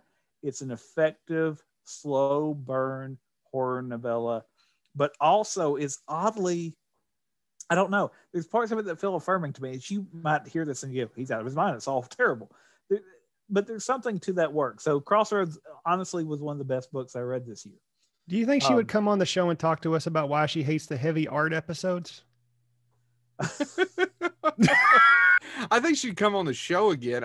I think she's become a podcaster in her own right. Yeah. And is going to have a third book. And I'm not knocking. She hasn't invited us to her podcast. How dare she? Well, is it because we like Night I Court? think she, hold on. I think they do let me say this author real quick. things. I think they like to invite people that are good.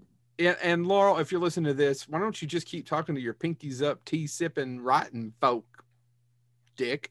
I don't have anything. I just want to insult my friend. Gosh, it is so cool, though. We knew her when. Yeah. I mean, even when she hated Buddy, because he's all better now. Why would you hate that? But I'm all better now.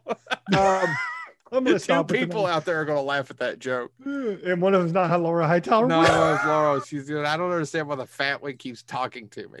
And I've got one other book, and I actually got this as a Christmas gift. It's my brother and his family got me this as a Christmas gift. It was a book that I wanted, and I didn't think I'd see. And it is, it did come out. The original printing of it came out in 2016. I think somebody will correct me if I'm wrong. I'm sure. I think it was a convention exclusive. And then 2020, it was announced it was one of the last things he had approved before he passed. Harlan Ellison's collection of essays, "The Last Person to Marry a Duck Lived 300 Years Ago."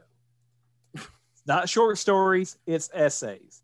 But it zings. I mean, it's one of those things that if you read a good essay and an entertaining essay, he does this well because he was a curmudgeon and he's smart, but he's also sarcastic. Yeah, and I highly recommend The Glass Teat and the sequel to that as well about television. Well, he begins fantastic this, essays.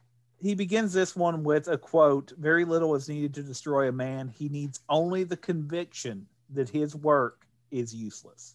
And that's a quote by Antonin Artaud. I'm probably slaughtering that. But I read it, and actually I took a picture of it, and I tagged a friend of mine that lives in Arizona, because he talks about these essays run from 2002 all the way back to the 1980s. And I didn't realize this until I was reading it. Do you know one of the last states to actually recognize Martin Luther King Day, MLK Day, was Arizona? Yes, one of the last. There's a Public Enemy song, "I'm Going Down to Arizona," that's all about that, James.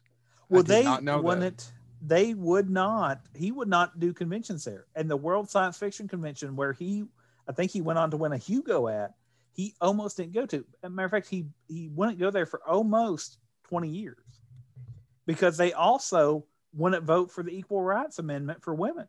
Yeah, and he would not do conventions there. And I want to do this brief excerpt from him talking about how hard his decision of whether or not he would go to accept a reward. Arizona is one of only 2 states in the entire union that doesn't have a paid Martin Luther King Jr. holiday. And I've been boycotting Arizona again, and holy geez, gang, but it's more than a decade since my last horrific go around with Arizona. And here I am in the same bloody, stupid, impossible, ethically twisted situation as in 1978. And this is the part where I'm like, oh, it's like having a movie quoting friend hanging out with you.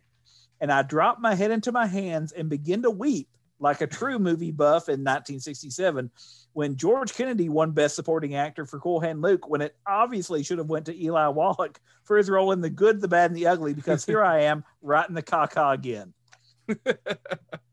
It's just a readable, and he talks about everything. Good. It's got his original essay, which Time Magazine asked him to write an essay for the Hellbop Comet cult. What were they called? They just did a documentary about them. I don't know. But, the people that were going to leave on the comet. Yeah. Oh, Heaven's Gate. Heaven's Gate. He did an essay. Time Magazine went, oh, you're a science fiction author. They killed themselves because of science fiction. Why don't you do an essay about it? And he wrote one, and Time wouldn't run it. So he had to do one that was more friendly to them. But he does it as an entire attack on, this is the difference between science fiction, which is hopeful. It says we may be living like crap, but we'll still be here, and sci-fi. And if you know anything about him, he hated the term sci-fi. The last person to marry a duck lived 300 years ago. I have laughed. There are times when actually I've teared up. It is not a huge book. It and Crossroads are probably my 2020 releases that I'm going to end up going back to at some point, because they're entertaining, and it almost at times with Ellison, it feels like I'm talking to somebody that I know, even though he hit me the one time I met him. By the way, I want to correct myself real quick because I didn't want to. But it was so cool when he hit you, cool. And he told me to go fuck myself. Dana found my letter that he actually sent me, so I now have it, and that's cool. And I'm gonna have it framed, where he says that I'm a mensch and all that stuff, despite the fact he hit me in person. So I've got the best of both stories now. Yeah, it's by the time I get to Arizona, the Public Enemy song about the Arizona Martin Luther King Day controversy. I forgot, I messed up the line, so I just want to make sure I gave that credit where the credit was due. All right, guys. I guess we should go ahead. Is there anything else? We probably should start. We're almost at 2 hours. I know, sorry. And we still got to talk about what we're looking forward to in 2021. I was going to say, that was one I was going to say. We need to at least acknowledge what are we looking for, because I don't want to assume. Yeah, I don't want to assume 2021 is going to be better, but please, 6'5" baby Jesus. I've got James. You've had it rough. We've all three had it rough, but I'm going to give James. I'm just going to give this. James has had it the roughest out of the three of us. I love both of you. Yeah, we've all had our probably shit that neither the three of us even know about. I need to tell you all two things that are only going to make James had it the worst. You know what I'm really looking forward to? Is the fight between Legendary and Warner Brothers and how it plays out. Because if you know anything about movies, because I'm a huge film geek, I really like the business side of it. I find all that fascinating. I may like it a little bit better than you two. I don't know. I like that part of it. And the fight that if you pay for 75% of a film and the actual release, the people who are going to put it in the theaters, the exhibitors, Warner Brothers, right? Get to say, no, I'm going to give you a little extra dough and we're just going to stream it. Who wins? Because I want to see Dune in a theater. I'll probably go see Dune if I have the vaccine in a theater. Yeah. That's the one movie I would like to see. There's probably a couple more, but that's the one movie I'd like to see in a theater. And it's not necessarily just because of Dune. Actually, the stills that I've seen from it don't actually blow me away. No. But I trust Denis Villeneuve, and I hope I said it close enough. He's never made a bad movie. In fact, I love all his films I've seen. Can I also add? But I can't wait to see how Legendary wins out on this, Chad. Does that make? I'm right there with you. I want to see because they pay for 75% of those pictures. It's the same thing with King Kong versus Godzilla. Well, I was about to say, and that's what I was going to talk about. And I love Christopher Nolan's. Christopher Nolan had the best quote, and I don't agree with him per se.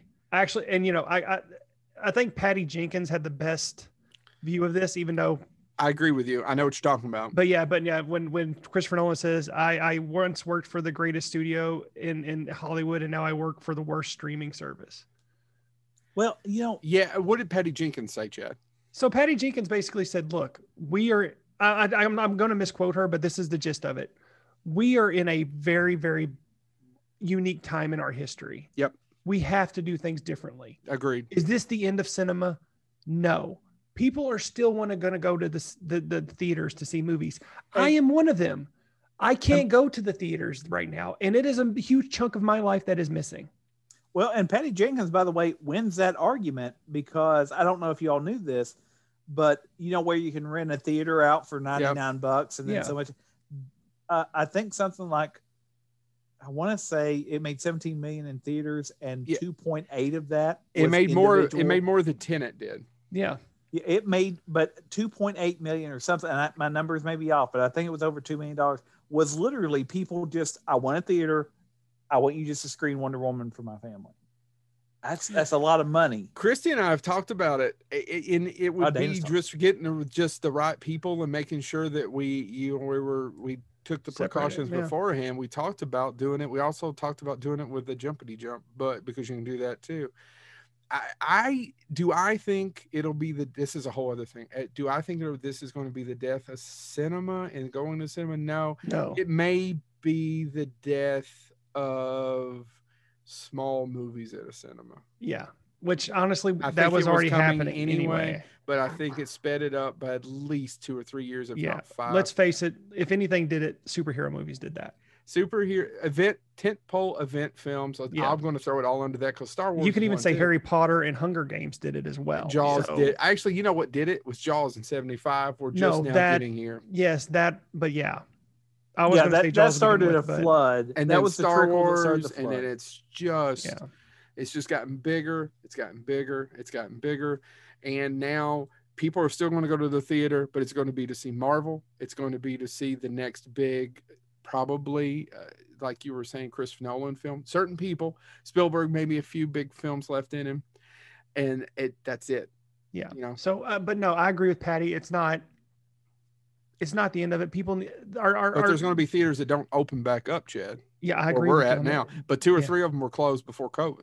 Yeah. And like I said, the creators need to chill it a little bit. Things will get better, but at the same time, I understand that creative vision of why they want theirs in the theater. If he's not releasing it to October, and everyone, if we're at everyone's readily accessible vaccine, I see the argument. I do too.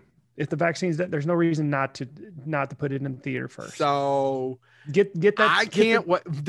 You all asked the movie I want to play out. The movie I want to play out is Legendary of Warner Brothers, because Warner Brothers does not give two shits in the sense of they have a streaming service they have probably put $1 billion into, and they are worried about stock prices. And folks, they dropped the ball on that one. Let's face it. When they did not open, when they even get it on Roku. You couldn't get Amazon it on the Fire Stick, right? 70% of streaming devices in America, and you didn't get it on there until 4 months after you debuted. Idiots. Yeah. And it was all over advertising dollars. Disney didn't have that problem. No. In fact, you know what, though? My new Roku has that Disney button. Yeah. Netflix, oddly enough, Disney, Amazon Prime. Oddly enough, Samsung and Hulu, which is Disney now, and Disney Plus, I think, if you have a Samsung hardwired DVD that's smart, it won't work on that anymore. You have to go through something else. So they are having some issues in them. But by the way, Joe, you mentioned that, and I just wanted to say, you mentioned Godzilla versus King Kong. My son, Santa, this year brought him because he wanted to go see the Godzilla movie in theaters so bad, and we didn't get an opportunity. It came out before, but The last Godzilla movie. yeah. Yeah. King of Monsters. Right. And so Santa brought that to him and brought him Kong Skull Island. He's watched Godzilla King of the Monsters. He hasn't watched Kong Skull Island yet. I'm gonna watch it. Kong is more fun. Kong is more fun. Godzilla is a cool movie with an awful script. Mm-hmm. It has got groaners delivered by Academy Award winners. Yeah. That being said, no, we had Academy Award nominated people. We had a blast with it because, of course, all he wants is cool monsters. It has a lot of cool monsters. It did the opposite of the other Godzilla movie. Mm-hmm. It does, and so I was telling him because he hadn't seen the other Godzilla movie. He's seen old Toho ones, but he hadn't seen the Bryan Cranston starring one, and so. But anyway, we were watching it, and I said, now every time they say Kong or Skull Island, pay attention, son. And so, obviously it ends with all the monsters seriously heading towards Skull Island and all that stuff. And he was like, Skull Island's the name of the king. And I was like, yes, and that's the point. And he was like, we've got to see that movie. And I'm like, I hope. And I don't know when they're going to release it, but it would be one I'd love to take him to in theater. It's supposed to be out in May. I'm interested in it because it's directed by, I'm so sorry, but he's the guy that did the Blair Witch movie, You're Next. They took a shot on him. He's an independent horror filmmaker who landed this gig. So I'm curious. He also, The Guest, which is a good movie. That's actually probably his best film, in my opinion, that he directed. But Adam Wingard. His name's Adam Wingard. There you go. Yeah, I was blanking. I was trying to help you out there. I'm looking. He's a talented dude, but I'm curious to see. He has a distinct vision. He has a very distinct. He also did that movie that's based on Death Note, which I didn't overly like. But I enjoyed it. I mean, it has his vision. I had fun with it. But no. So I want to see that for my son. As far as what I'm looking forward to in 2021, if I'm being completely honest, what I want to look forward to is a vaccine, because Dana has talked about this with my wife, has talked to me about this several times. What? I did not realize how much I miss bookstores. Like, I love movies, but I'm able to stream them. I've watched Soul. I've done all that stuff. Going into a bookstore and being able to discover a book, being able to wander around Joseph Beth and have one of their people going, oh, you like this? Why don't you check out this? And so it's almost like what video stores used to be. And I didn't realize how important that was to me, except I haven't been able to go. And no offense meant to Amazon. Well, plenty of offense meant to Amazon. They can take it. They've got money. It's not the same to have some algorithm tell me, oh, you read Harlan Ellison. Why don't you read Frank Herbert? Right. What's the logic there? So that's something that I've really missed. And the joke, Eve actually, Dana made the joke probably not 2 days ago. She goes, okay, when you get your second round of the vaccine, you're going to literally, she goes, I'm going to put a timer 2 weeks after, once we know you're fully covered, I'm going to drive you to Joseph Beth, and nobody's going to go with you. And you take as much time as you need, wander around, touch things, do what you got to do. Because she said, she was like, it used to be what I would do. If I had a bad day, a bad week, a bad whatever, I'd just go hang out in a bookstore, pick up a couple books. So you wouldn't call us? Oh, most of the time you cause a bad day. So that's true. That is true. That didn't cause it. I mean, if you hired the guy that did it, I guess that is cause. Yeah, that is cause, isn't it? But no, I mean, there's movies. I'm looking forward to the new Bond movie. God, I hope I get to see that in theaters. I don't know if I will, depending on, I don't know if they're going to push that date again. I don't even know what dates are anymore, gentlemen. Yeah, they have all run together. I know that Dune is next October and Godzilla and Kong are May. I think I'm right about that. Well, do you want me to? Go ahead. I want to see Bond. I want to see. So I want to get back, and that's what I want to do. I want to see Comfort. I want to see my Bond film. I'll take my boy to see Kong and Godzilla if it's safe. And I want to go back to bookstores. That's my 2021 plans if it comes together. Joe, do you have any? Because I'll just go through the top 10 things I'm looking forward to. No, I swear to. Dune's I don't want to go all into, because that's not what we do on this podcast, but a little bit of, I'm just waiting my turn biding my time. I'm happy that all my friends are safe and healthy and my family is safe and healthy right now. And I swear to God, I'm just waiting my turn. I haven't even looked at it. Honestly, the most exciting thing is I'm curious about the business side of Legendary and Warner Brothers. It'll be fun to watch. I will go into the top 10 things I'm looking forward to. And James said that there's that gap where he doesn't, there's nothing for him now. And I'm going to give him 2 things that he will definitely be looking forward to this month. Oh, shit. I forgot about one. Yeah. I got to take my kid to one this summer. I completely forgot about it. It's on the list. I'm sure. You know exactly what it is. All three of us do. So I'm looking forward my top 10 things for summer for 2021. I am looking forward to James Gunn's Suicide Squad. I want to see what he does with those villains. Polka Dot Man's in it, Joe. He couldn't get it worse. So yeah. God, that movie's terrible. He's a talented dude. So I'm looking forward to that. Last Night in Soho. I am really looking forward to that one. Edgar Wright's new film. All you have to say is Edgar Wright and I'll show up. Yeah, it's Edgar Wright. So I'm going to go watch it. The French Dispatch, Wes Anderson's new film. Again, if it's Wes Anderson. I don't know a damn thing about it. It has the actor that in Dune that me and Joe had a conversation before that I can't stand, who's in Call Me By My Name. Mm-hmm. But I will watch it because it's a Wes Anderson film. Free Guy, Ryan Reynolds' new film. I would like to see Free Guy. I would love to see Free Guy. But I don't know that I necessarily need to see it in a theater. I am deathly looking forward to hopefully seeing Masters of the Universe this year. But that's that's going to be on streaming. This is the live action movie. But I'm also looking forward to the animated show as well. Did they even cast the live action movie? The live action movie. It's some guy that I don't know that's very popular. When did they start shooting? I don't know if they've started shooting, but it's expected to be released in 2021. I'm thinking that's going to. I don't think it's going to be out, but it's listed as 20. So, and then the movie Joe is saying he's going to take his son too. When we first got announced, he said we were all 3 hopefully going to see it together, but now he's taking his damn son. Oh, Chad, I'm going to see it once without him. I'm going to go see it before him. Christy's already said, "Oh no, Christy actually said I'm going to use the James Thomas logic. Go, I need to see this before the kid sees this to make sure he can see it, and we're still going to take him no matter how bad it is." And we're of course talking about Ghostbusters Afterlife. Yeah, we're going to. Oh yeah. No. Well, let's just take a day off work for that. By the way, real quick, I've got to say something. Christy will be down for that. I'll be down for that. You be down for that? I do have something to look forward to. James, you'll be here this summer, right? So can we just all take a day off and go do that? Go see the early show? Yeah. Okay. James, I do have something I've got to say because Chad, I know you have this. He didn't mention mine. He didn't let me finish my list. Oh, go ahead. Go ahead, Chad. Go with your list. Go, Chad. All I was going to say, Chad, is I know you have the Ecto-1 Transformer. Yeah. My son literally for Christmas that's not the only Ghostbuster thing he got for Christmas. Told my wife that said, I don't care what what you're getting, Dad. I want to get him that. And so Dana told me, she goes, I had to find that. It took forever to find it. But he goes, and he also needs the other one.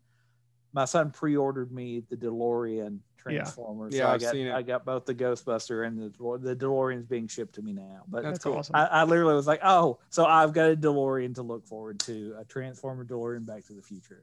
No, I do. So before I get into the TV shows from my top 10, Joe, I sent Joe the trailer. James, I'm going to send it to you after this. I was hoping you would jump on early so I could show it to you beforehand. There is a unique movie coming out in 2021 called Frank and Zed. It took the filmmaker 7 years to make it, mostly shot in his garage. It is a horror apocalyptic puppet film, James. Okay, you had me at the first 3 words. Yes. If you all haven't heard of this, please check it out. I sent it to Joe. He didn't seem too impressed with it. It looks interesting. I'm not creaming my pants, but it looks interesting. I am really looking forward to. There you go, James. I am really looking forward to Fred and Zed in 2021. I hope I can get a chance to see it. It's supposedly getting huge reviews on the festival circuit, which I lamented to Joe. I didn't know there was a festival circuit in 2020, but apparently there is. I'm out of work. So those are the movies I'm looking forward to. Now let me talk about the 3 TV shows I'm looking forward to in 2021, and 2 of them come out this month. History of the Curse Word, starring Nicolas Cage. Oh yeah, no, that comes out this week. I've never even heard of it. Oh, it is a 6-episode series on Netflix where Nick Cage hosts, and they discuss one curse word and the history of it. I think the first episode is either fuck or bitch. I can't remember. I'm sold. Bitch. I'll put the toddler down for that. Also coming out in January, Disenchantment Season 3. James and I really love that show. I don't know. It's not that I dislike it. I've just never watched it. Oh, okay. I didn't think you had watched it yet. But, well, I've made it through, but I a don't know if show James that heard you me all 'cause kind of he- were crazy about, I'm into Big Mouth. No, James really loves Big Mouth. I was the one who lost interest on it. I need to go back and rewatch it. I actually have laughed a lot at Big Mouth. James can't hear us right now because I can relate. I actually can relate to about 2/3 of it quite a bit. Yeah. I'm having some technological issues. All right, is that your 2? No, and then finally, I believe it's coming out in 2021. Stranger Things Season 4. Yeah, I'll tell you what I'm really excited about. While James is, and this isn't a movie. This is for my friends out there that I know I did not know. I mean, I knew, but I don't think it. I knew. I will now know for the rest of my life just how important doing my convention work is to me. I miss it terribly. It's a big part of my life, and it's been rough. Sometimes I think about it and get really sad. Yeah. So I miss it. I miss doing those panels, guys. I miss being up there. Honestly, it's not even, I miss hanging out with all those people. And some of them are my dear friends who are friends of the show, Jared and Jamie, Brandon and Nicole. I just miss those people. So I can't wait to get back to that. I won't be doing one till there's one coming in January. I won't be doing. They of course haven't reached out to me. I usually do it, but hopefully August, September, I'll be back in the swing of things. Chad, if you want to know what I really, really am looking forward to, that's probably number 1 or number 2. No, I agree. I think that's one of the things that I agree with you. I miss being able to do. That's actually one of the things about even books. I miss book signings. I miss conventions. I miss all of that stuff. Oh, just all the people. I mean, Chad and I, and not because James was in Mississippi. I think he had a good time. Just the day where Jared would just give us at his fall show a table, just to talk to people. And people coming up and and us annoying the piss and fuck out of the vendors next to us. Like, what do you mean they're not selling shit? Why are they taking? Yeah. You know exactly what I'm talking about. I would sneak over to friends of the show. The guy who drew our logo. You mean Ken Kirk? Ken Kirk and Bryce Aquay. I blinked. or here's one. Having drinks with another show owner while you're at another show working in between behind his booth. Oh man, and then drinking with that show owner later. And that show owner, and then one shot knocked me off the feet. But no, sneaking over to Bryce O'Quay and Ken Kirk's cube just to flick them off and them not see me coming. That was fun. Just seeing people that we get to see it though. It's just a big part of my life. I would do it for free. In fact, a couple of them I do for free. So yeah, miss it. James. Or Chad, are you done? I'm so sorry. No, it's okay because I forgot to mention this when I had it on my computer screen and then I completely blanked because I was looking at another list. The one TV show I'm actually looking forward to more than any ones I actually mentioned previously. Boots Riley. He directed and wrote one of my favorite movies of the last few years. Sorry to Bother You. 2 years ago. Sorry to Bother You too. It's a lot of fun. It is very unique. Yeah. It took me a couple of times just because I liked it a lot. Yeah. It's really, to the listeners of our show, if you have not seen Sorry to Bother You, please watch it. It is a really good film.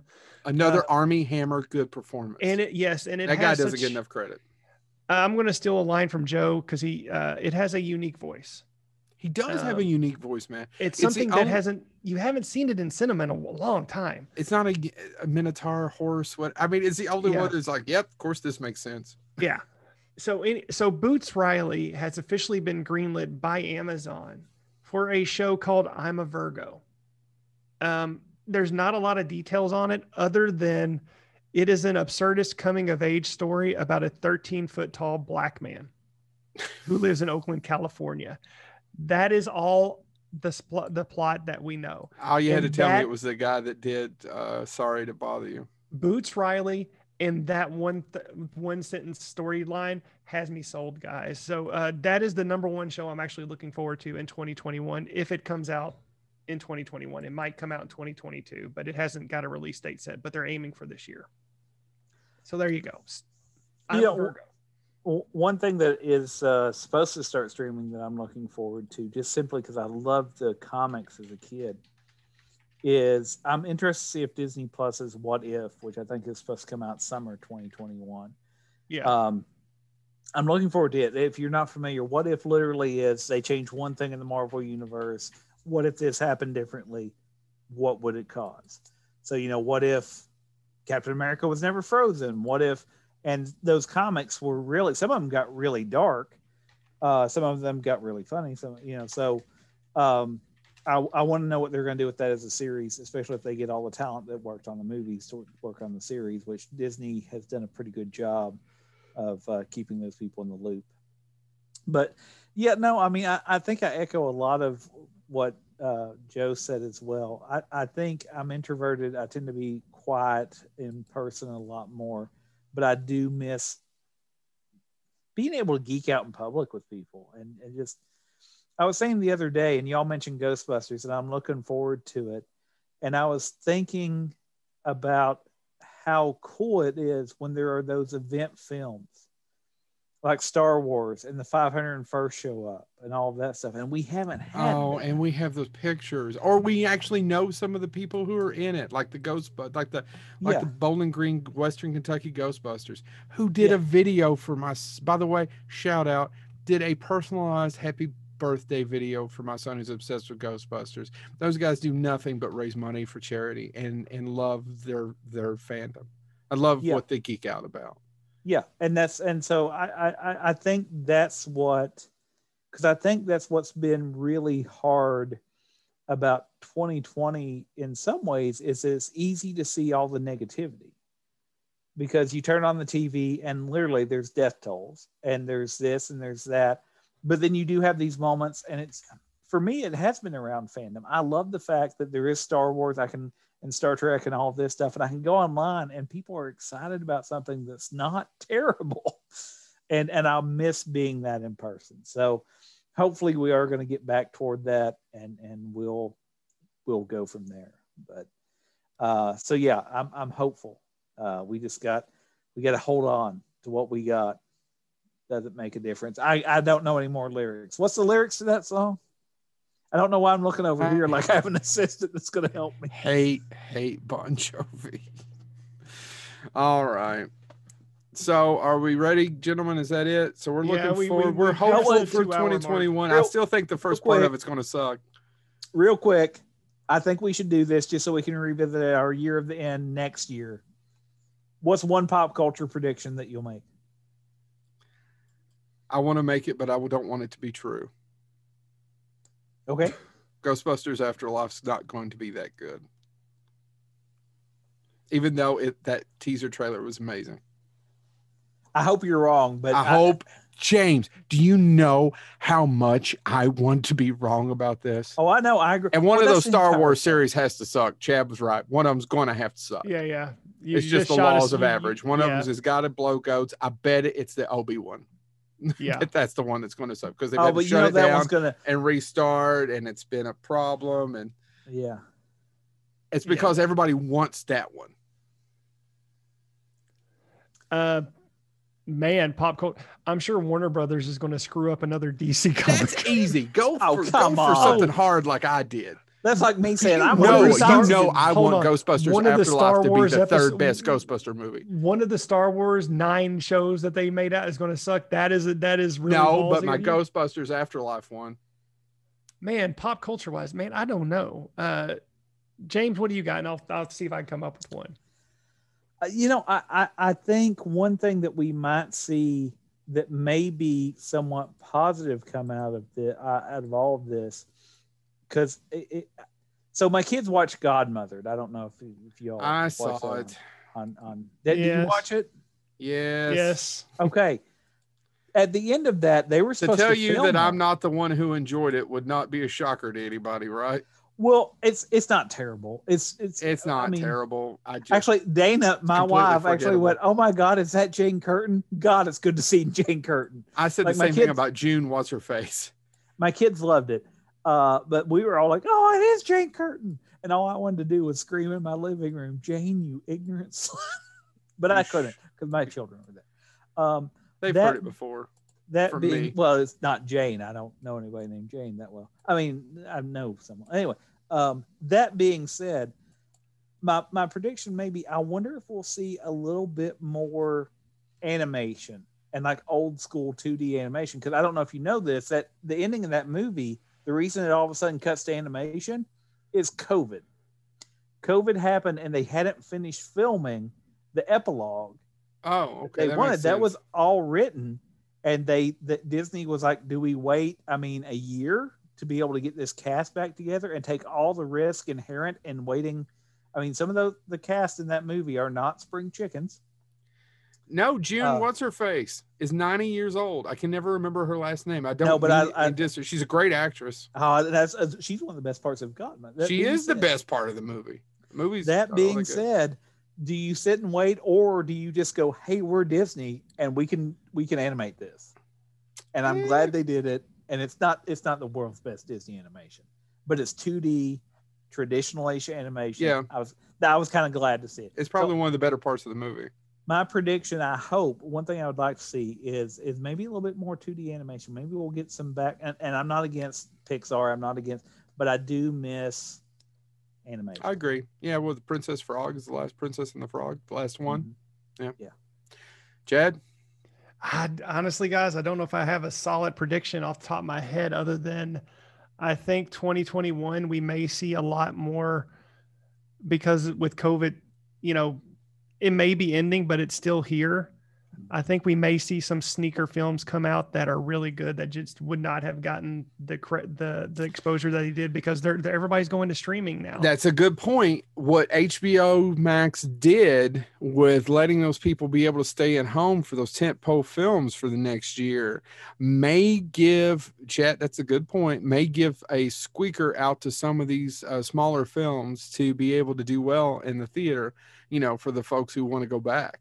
So yeah, I think we might, because it's hard to pay $10, $20, $30 for tickets when you're already paying $15 a month and you can watch it at home for probably a lot of people 60, 75, 80-inch with surround sound. Yeah, so I think we might see a small insurgence of some more smaller films that aren't really plot driven on special effects and superheroes, cool. Which that's what I've been wanting for quite a while now because I am a huge comic book nerd and I am officially burned the hell out. I don't know if it's something new. The only counter argument to that is about out of the 2 or 3 I see a year, one of them's pretty good. Yeah. We won't see Doctor Strange next year, so I'm not excited. I know that's one of my bummers because that's one of my all-time favorite characters, and I was so excited with what they were going to try to do. And the biggest confusion, is Sam Raimi's Doctor Strange. I would love it. I can't wait to see that. And then the more confusing aspect is what the hell are they doing with Spider-Man 3? Oh, they are. Is it called retcon? What am I saying? I feel like they're doing what they're doing. Okay, so Miles Morales movie was really great. Let's repeat that. Well, I don't know. Yeah. I don't know. I think Marvel's done a really good job of making it all work, right? No, they have. I'm giving especially with the last one. So I think to me it's, and I just because Kevin Feige hated who's the producer of those, Avi Arad. Yeah, Avi Arad. And he shit on Avi Arad, not Sam Raimi. If you read some of those Sony emails, go back and look. By the way, remember this whole interest in the whole business side of this. Yeah. As I think he's a fan of the Sam Raimi films and didn't. And I mean, they did cast J. Jonah Jameson the same. Yeah. Well, I was about to say, right. And by the way, how are you going to fit? How are you going to? You couldn't have got anybody better than who they had. You're not going to get anybody better than who they had for Doc Ock. I would say Alfred Molina coming back for you all. I mean, is there somebody who could play that better? If they're, let me know. I mean, in all honesty, it's one of those things that Danny DeVito. I would have said, Ock? Isn't he too short? He doesn't have the. He doesn't have that square. Well, I mean, it's in the 1980s. I would have said John Goodman, but That being said, no, Alfred Molina coming back. Like, I'm a Spider-Man fan. I was excited to see any movie anyway. That being said, when they announced Alfred Molina was coming back, I was like, all right. I mean, yeah, let's do this. Let's. So yeah, no, we did not need to see Jamie Foxx's Electro, but we're getting it. So, well, but my entire thing about that is, if you're going to, he's not the worst part of that movie. If you're going to do a multiverse storyline, why would you not? I mean, yeah, because there are those people that do love the Andrew Garfield, and I'm not against Andrew Garfield. No, those movies are just not, they're not even bad movies. It's just the problem was the guy that directed those, his best movie is 500 Days of Summer. Yeah. A rom-com. Yeah. And so anyway, but no, one of the best ones. Actually, that's another one I never hear about anymore, and that's a pretty damn good movie. Well, in all fairness, the guy who directed the Spider-Man films, his best film is Cop Car. I did see Cop Car. I liked Spider-Man. I did too, but I like Cop Car. Well, let's just all hope as we wrap this up that 2021 does give us something to talk about that's a little bit more positive than some of what we had to talk about for 2020. I guess there'll be some sort of tragedy. Oh, I'm sure. Yeah. That's why I bought stock in this Zeppelin company. I have a good feeling. I don't want to end on a downer, but I'm going to end on a downer because so 2020 has been bad. There's been some highlights and shiners, but 2020 decided to kick me in the nuts as hard as they possibly could. When in the near the middle of December, yeah, they kicked me in the nuts really hard when in the middle of December we lost. And special shout out Tommy Lister. He's gone. Mm-hmm. I'll miss him. He was one of my favorite character actors. That I actually didn't get to bring up in our character episode, but we don't know what happened. It may have been COVID. They don't know yet. But Tommy Lister, we miss you. R.I.P. Yeah. Yeah, we lost. I mean, he's no Don Wells, Chad, but yeah. No, I was okay. She was, 92? Doesn't matter, Chad. She still looks the same as she did in my mind on 82, Gilligan's Island. Wasn't she 82? I thought she was in her 80s. She might have been 82. 82. Yeah, so, we lost a lot of great. I don't want to go through all that. No, let's not go through that. I just wanted, because we didn't get to talk about Tom Lister, and I don't know when we'll talk about him. He is an underrated character actor, yeah. And our friends that we text on, I still never did explain who he was to them. Which is sad, because I think I gave several good examples. Yeah. Anyway. All right, guys. Well, that's been our 2020 recap. I know it's been a shit year, but there's probably been some pretty good stuff if you all think about it. If you are sitting around thinking about it, I bet you can smile at a couple of things that happened this summer. I have smiled. Probably fights with your family, fights with everybody having to deal with each other in the same house. But hopefully you can look back on it and smile and think about this time. And most of you with young kids, I keep telling myself they won't remember it anyway. Oh, mine will. Yeah, yours will. Yeah. And it'll always be about how Dad won't let him go out and lick light posts like all the other kids' parents. God, I'm trying to stop him from licking. Anyway, this has been Bonehead Weekly. Thank you so much. Come again, and I really would like for you all to subscribe, please.